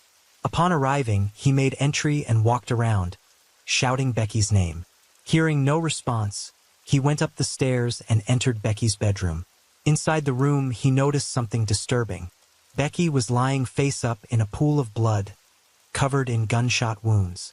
Detectives and crime scene investigators arrived at Becky's house after her father discovered her bloody and lifeless body face up in the bathroom. Upon their arrival, the investigators began their investigation by carefully examining the outside of Becky's home. After a thorough search, They identified that the suspected perpetrator gained entry by prying open an upstairs window in one of the children's bedrooms. This discovery led them to believe that the suspect utilized a patio chair to facilitate their entry into the house and climb up to the roof. Investigators followed the path they believed the suspect had taken. They walked towards Becky's bedroom, where they appeared violently kicked down or broken. The broken state of the bedroom door indicated to the investigators that the suspect had forcibly entered the room, most likely searching for Becky. Evidence suggested that Becky had attempted to barricade herself in the bathroom, but the suspect had followed her and caught up to her. However, the suspect followed her and caught up to her, ultimately shooting her inside the bathroom. The investigators, while conducting their search around the bathroom where Becky's body was found, stumbled upon her cell phone. Upon examination of Becky's phone, they discovered that she had dialed 9-1-1-2-6 at 1 to 11 a.m. This discovery led the investigators to form a theory about what had happened that night. They believed that as the suspect was chasing her through the house, she desperately tried to call for help but mistakenly dialed the wrong number. Before Becky had a chance to try to call 911 again, the investigators thought the suspect knocked the phone out of her hand. Because the misdialed call occurred at 1 to 11 a.m., investigators believed that Becky was likely killed around that time. However, when officers canvassed Becky's neighborhood, no one recalled hearing any noises around that time. The lack of witnesses raised suspicions among the investigators, as Becky had suffered multiple gunshot wounds, making it unlikely for someone not to have heard something. As investigators conducted a thorough search of Becky's house, it quickly became apparent that her murder was not the result of a botched burglary, since nothing was missing. Despite the absence of any stolen items, the perpetrator left a significant amount of evidence behind. One notable discovery was a partial shoe print discovered near the spot where the suspect entered the premises. The shoe print could help identify the make and model of the footwear worn by the suspect and provide details about the size and shape of their feet. Furthermore, the investigators stumbled upon 8 9mm shell casings at the scene. Additionally, the investigators noticed small pieces of shredded plastic scattered across the floor near Becky's body. With all these pieces of evidence collected, the investigators were uncertain what to make of their findings. Therefore, they decided to send the collected evidence to forensic laboratories for analysis. Detectives wanted to find out if any of Becky's neighbors had security cameras outside their homes. One neighbor, in particular, had installed a camera on the side of their house after their car had been broken into 1 year earlier. This camera was directed towards the neighbor's driveway, which shared a boundary with Becky's home. The camera's function was to turn on and alert the neighbors whenever movement was detected.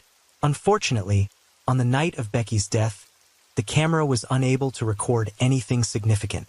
However, further investigation revealed that the camera had captured something unusual the previous day. At 1:05 a.m., the day before Becky was killed, the camera captured a person walking down the driveway toward the back of Becky's house. Approximately 48 minutes later, the same individual was observed walking in the opposite direction. Becky's neighbor's camera had also recorded a similar incident about a week earlier on February 14th. After Becky's neighbors noticed a dark-clad figure lurking around her house on their security camera footage on Valentine's Day, they wasted no time in informing her. The neighbors said she became paranoid once they informed Becky about the mysterious figure. Although Becky told her neighbors she didn't see anyone on her property, she heard voices in her backyard the night before, which scared her. Because of the security camera footage from Becky's neighbor, officers searched the rest of the neighborhood to find more footage showing this dark-clad, mysterious person. Officers found videos from a house and the Quincy bus barn, and that footage showed a person on a bike dressed in dark clothing riding toward Becky's house. These videos showed a person riding a bike dressed in dark clothing, consistent with the description of the mysterious person seen in the driveway footage. After detectives had analyzed the recorded times of videos, they began to suspect that the person seen on the bike was the same person seen in the footage from Becky's driveway. Although Becky's neighbor's security camera did not capture any footage of the mysterious person on the night of her murder, officers stumbled upon footage of a person on a bike riding in the direction of Becky's house right before and after the incident. The person in this footage matched the description of the person seen lurking in Becky's driveway in the days prior to her murder. Even though the video evidence proved to be helpful in the investigation into Becky's murder, it did not provide a significant amount of information due to the poor quality of the footage. The detectives were unable to identify the person depicted in the video, as the image was grainy and made it difficult to determine if this person was male or female. However, one noticeable aspect of the video that stood out to the detectives was the bike the individual was riding. They observed that it did not appear to have reflectors on the wheels. When Becky's sister heard that she was murdered, only one person came to mind as Becky's estranged husband, Tim Bliefnick. Becky's sister, who had a first-hand account of the contentious divorce between Becky and Tim, shared this information with the detectives working on her sister's case. With this information, the detectives began to consider Tim as a suspect in Becky's murder.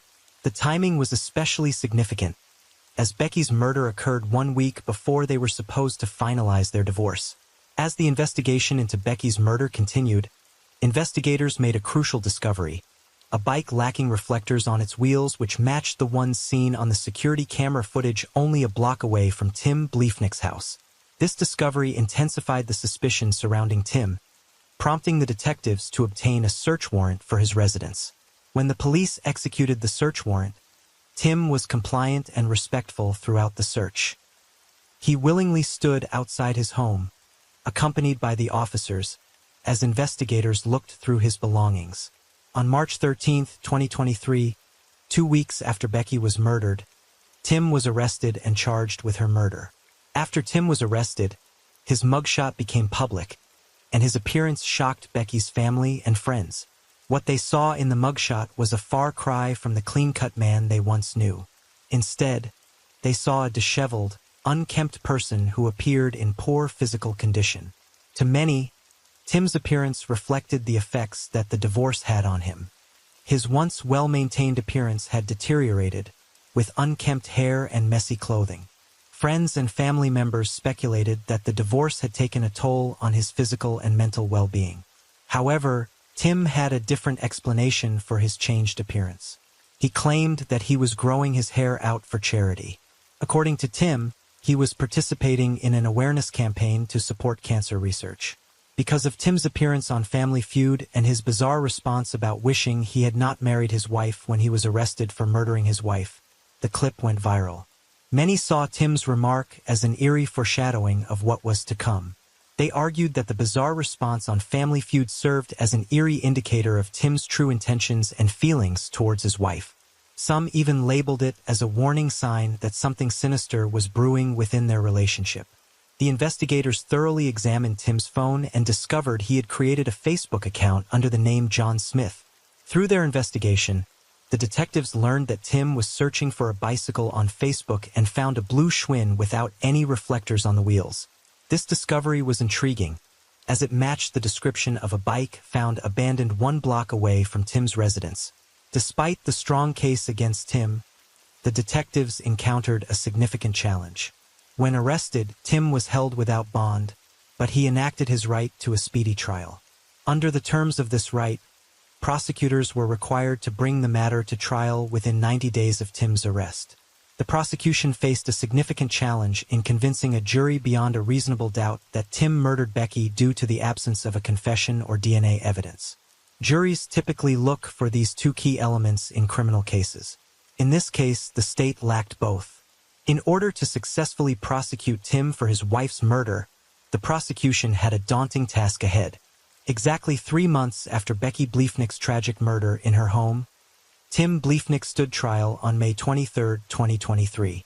During Tim's trial, the state presented evidence to the prosecution that investigators had recovered at the crime scene. One of the pieces of evidence discussed was the shredded pieces of plastic found on the floor around Becky's body. The prosecution claimed that the shredded plastic pieces were pieces of an Aldi's grocery bag. The prosecution further presented evidence to the jury that stacks of these bags were later found during a search of Tim's house. According to the prosecutor, Tim used the plastic bags to act as a silencer as he shot his estranged wife several times. They argued that Tim utilized the bags to muffle the sound of the gunfire and prevent it from being heard by others. The prosecution alleged that Tim left DNA while using these Aldi bags. They called an expert to the stand who testified that Tim was more than likely the DNA contributor. This expert also testified that Tim's DNA could not be excluded from DNA found under Becky's fingernails. The prosecutors presented evidence to the jury indicating that a crowbar found in Tim's basement may have been used to pry open the window at the victim's house on the night she was murdered. However, an expert testified that although there were microscopic consistencies between the pry marks and the crowbar, she could not say that the crowbar found in Tim's basement was used. To strengthen their case, the prosecution presented several searches that Tim had made on his phone, including 1. How to open my door with a crowbar. 2. How to make a homemade pistol silencer. 3. How to clean gunpowder off your hands. 4. Average police response time in Quincy. The prosecution called an expert to the witness stand who testified that she compared the shell casings found at the crime scene to shell casings investigators found when they searched Tim's house and determined that 27 of those casings from Tim's home had been fired from the same 9mm weapon used to murder Becky. However, when investigators searched Tim's house, they never found Becky's 9mm gun, which he had refused to turn over to her. Tim later stated that he had not seen that weapon in months before Becky was murdered. When the defense had the opportunity to call witnesses, they opted not to do so. After the 6-day trial ended, the jury deliberated for 4 hours before returning a guilty verdict. As a result, Tim was sentenced to life in prison without the possibility of parole. Even though Tim claims innocence and says he plans to appeal his conviction, Becky's family believes that he is exactly where he should be. During Tim's sentencing hearing, Becky's family had the opportunity to read impact statements. One of Becky's sisters took this opportunity to make Tim aware of the consequences of his actions on the well-being of his sons. She emphasized the point that the choices he had made were causing his sons to suffer. Despite Becky's passing, her sister vowed to keep her alive in the hearts of her 3 sons.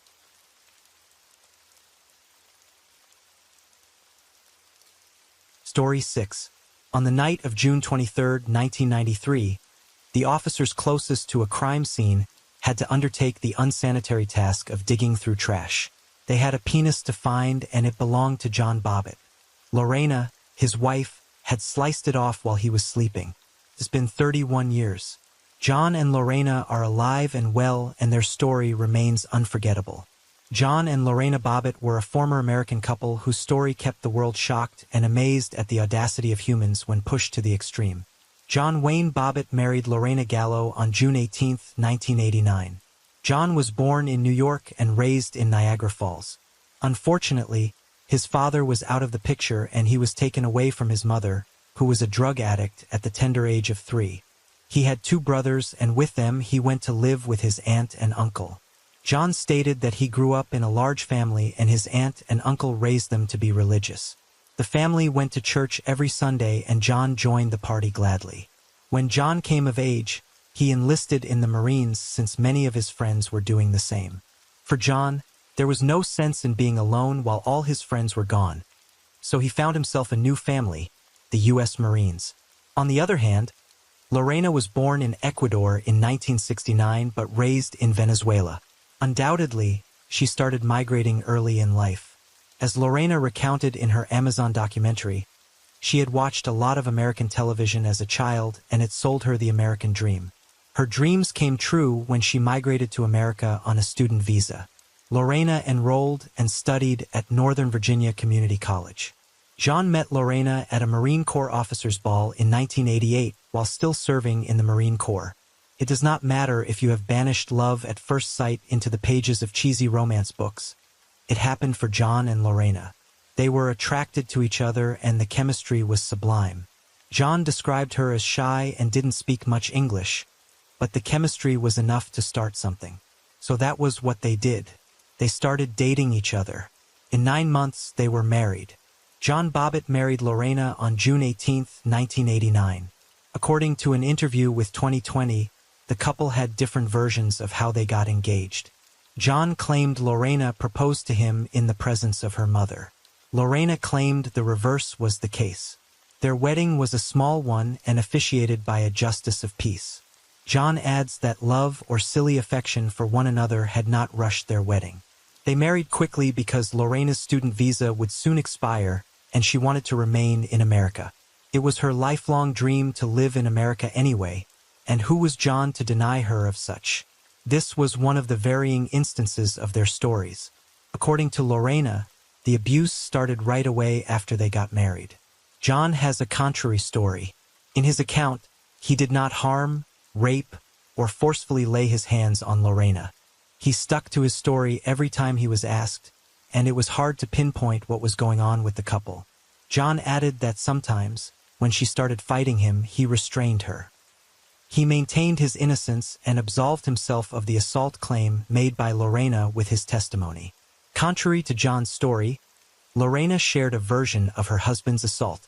1 month after their wedding, the couple were in a car when John started driving recklessly.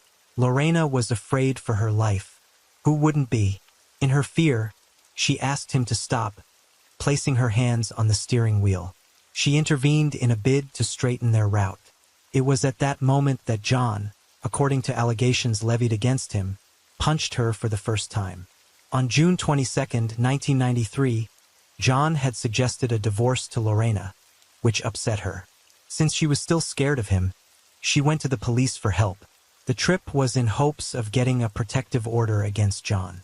The process took about 3 hours, but Lorena did not want to wait that long, so she left before she completed it.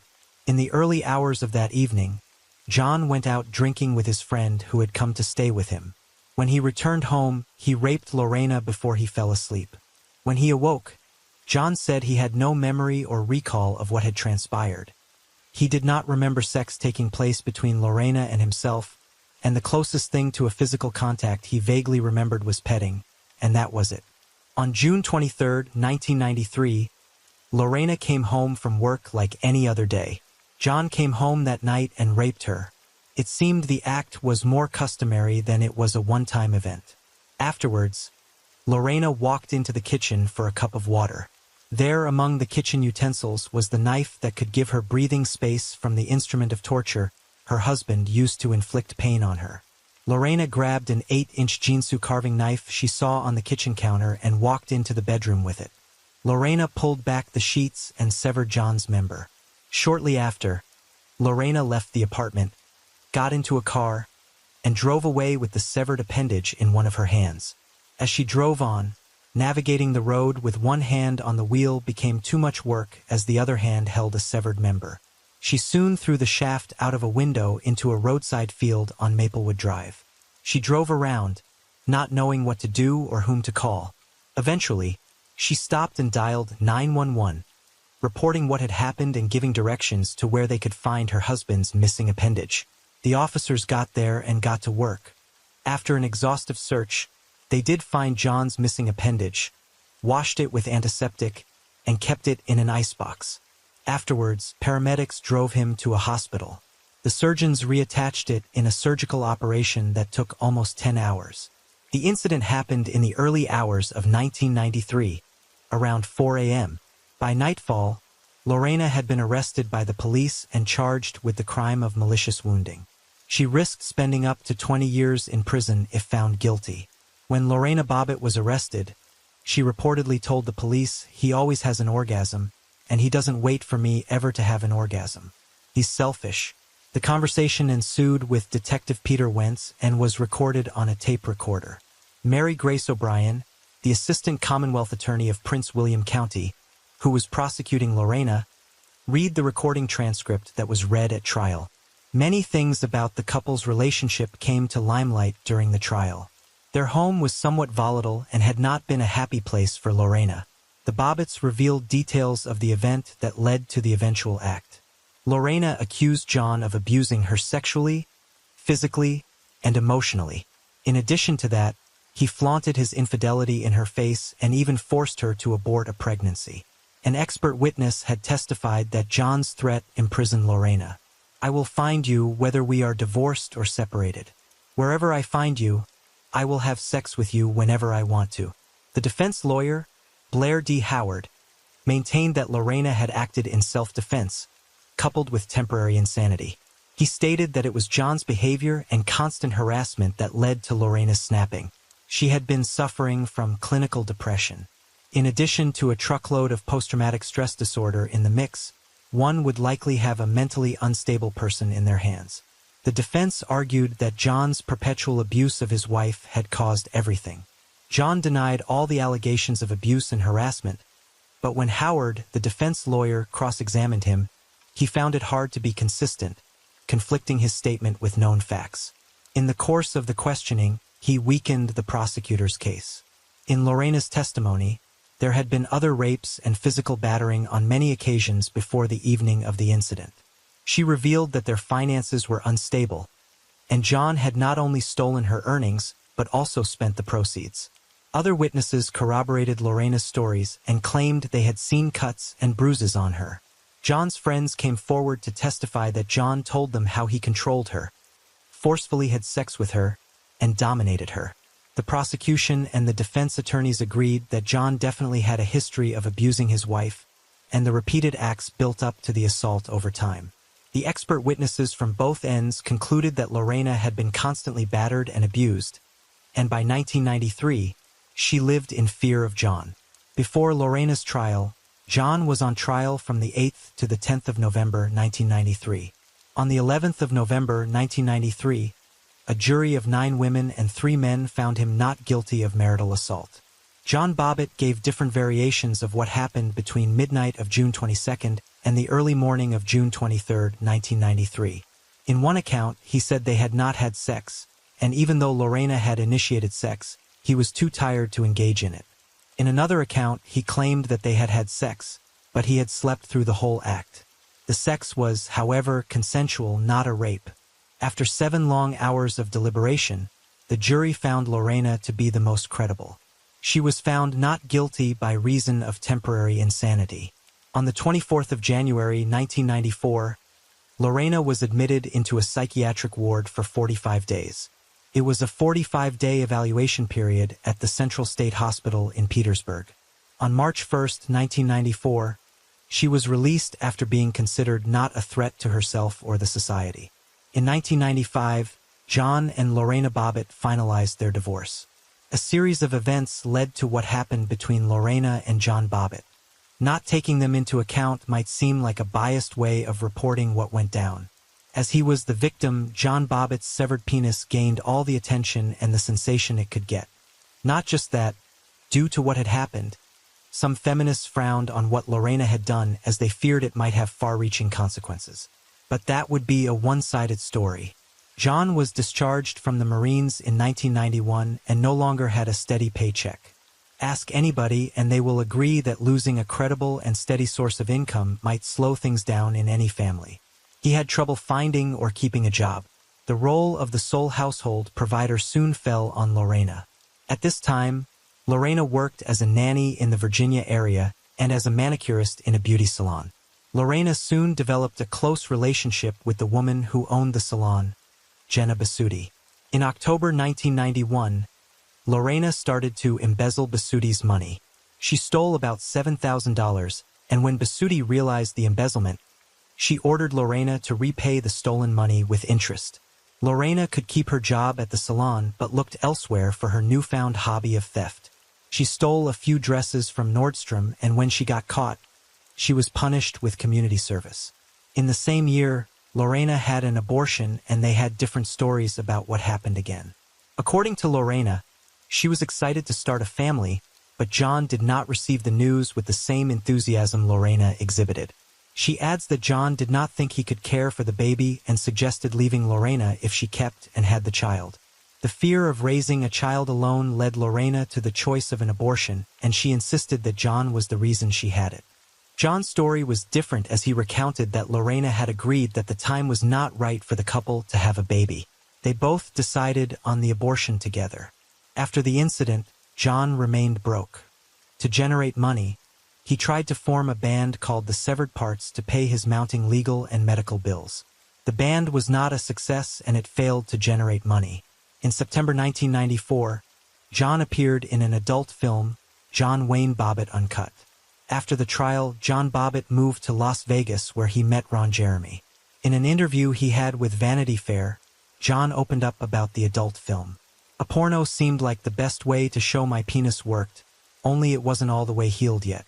I realize now that that was the point. The movie had not yet premiered when charges were brought against John by his new girlfriend Christina Elliott. He was found guilty of misdemeanor and domestic battery charges. He served 12 days out of the 15-day sentence a judge handed him. John divorced Lorena in 1995, and in 1996, he took another role in an adult film. One would wonder what the endgame was and why his phallus needed to grace screens. He had a reason that was at least reasonable to him. Besides the financial part, John had said yes to an offer from Howard Stern to undergo a reconstructive plastic surgery which would see the penis further enlarged. The second porno was titled Frankenpenis and was released in 1996. In 1999, John had accumulated a lot of legal issues for himself, ranging from assault to battery. He pleaded guilty to a charge of felony with attempted grand larceny after stealing $140,000 worth of clothing in Nevada. In the same year, a court found him guilty of harassing an ex-girlfriend named Desiree A. Luz. In 2002, he was charged afresh with battering his third wife, Joanna Farrell. He was found not guilty and was acquitted. Lorena resorted to keeping a low profile after the trial. To achieve that, she reverted to the use of her maiden name, Gallo.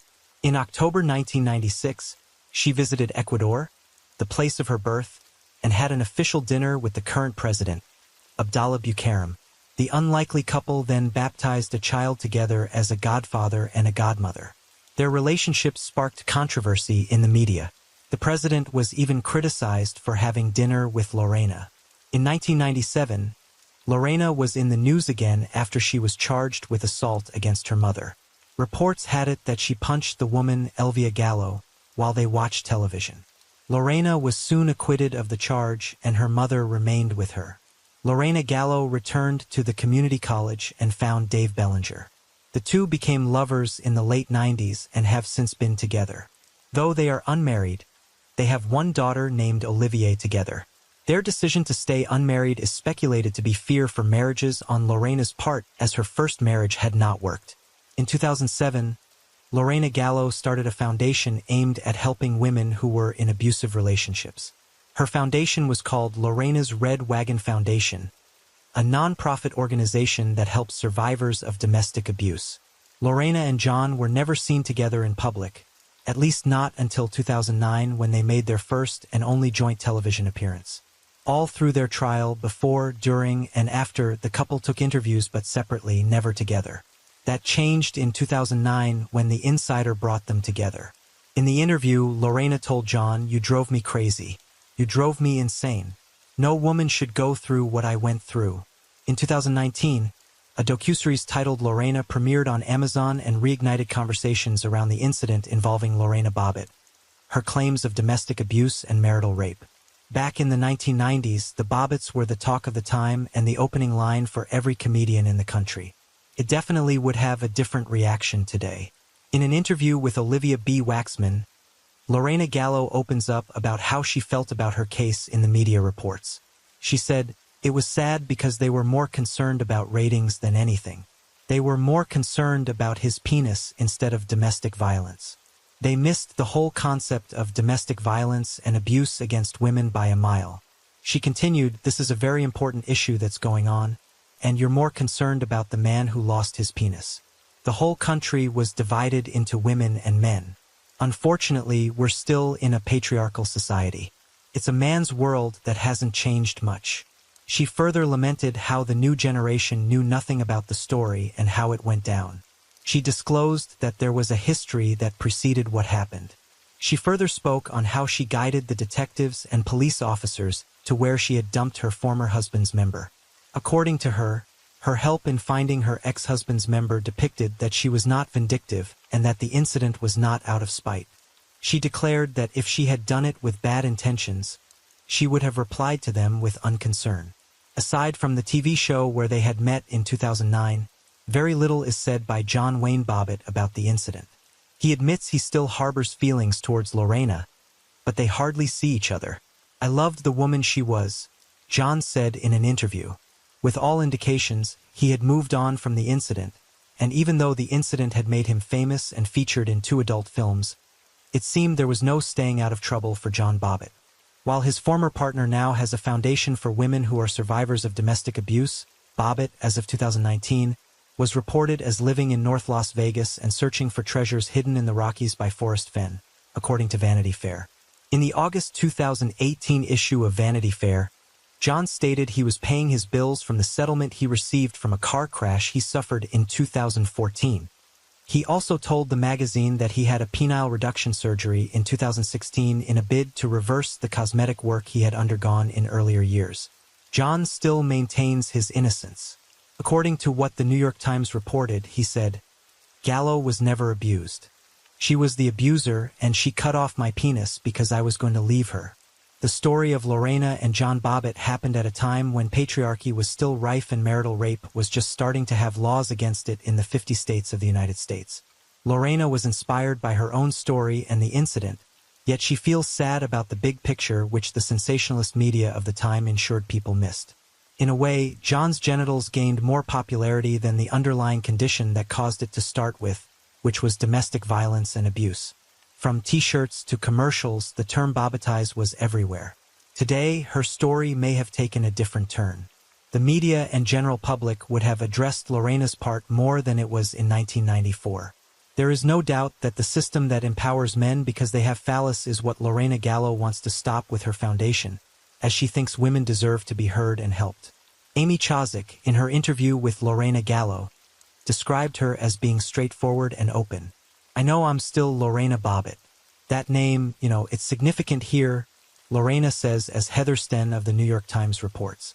As Lorena drove Amy around in the neighborhood where it all happened, she admired what she had done for herself and how far she had come. She was quoted by Heather Sten saying, "I'll put myself through the jokes and everything as long as I can shine a light on domestic violence and sexual assault and marital rape." She had no time to regret what she had done, the cutting off of her husband's penis.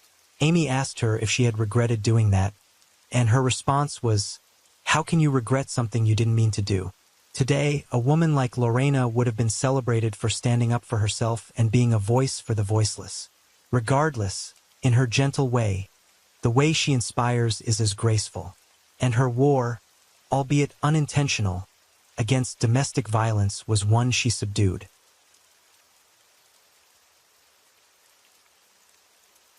As the rain falls and the night deepens, thank you for being here with me at Radio Night Crime.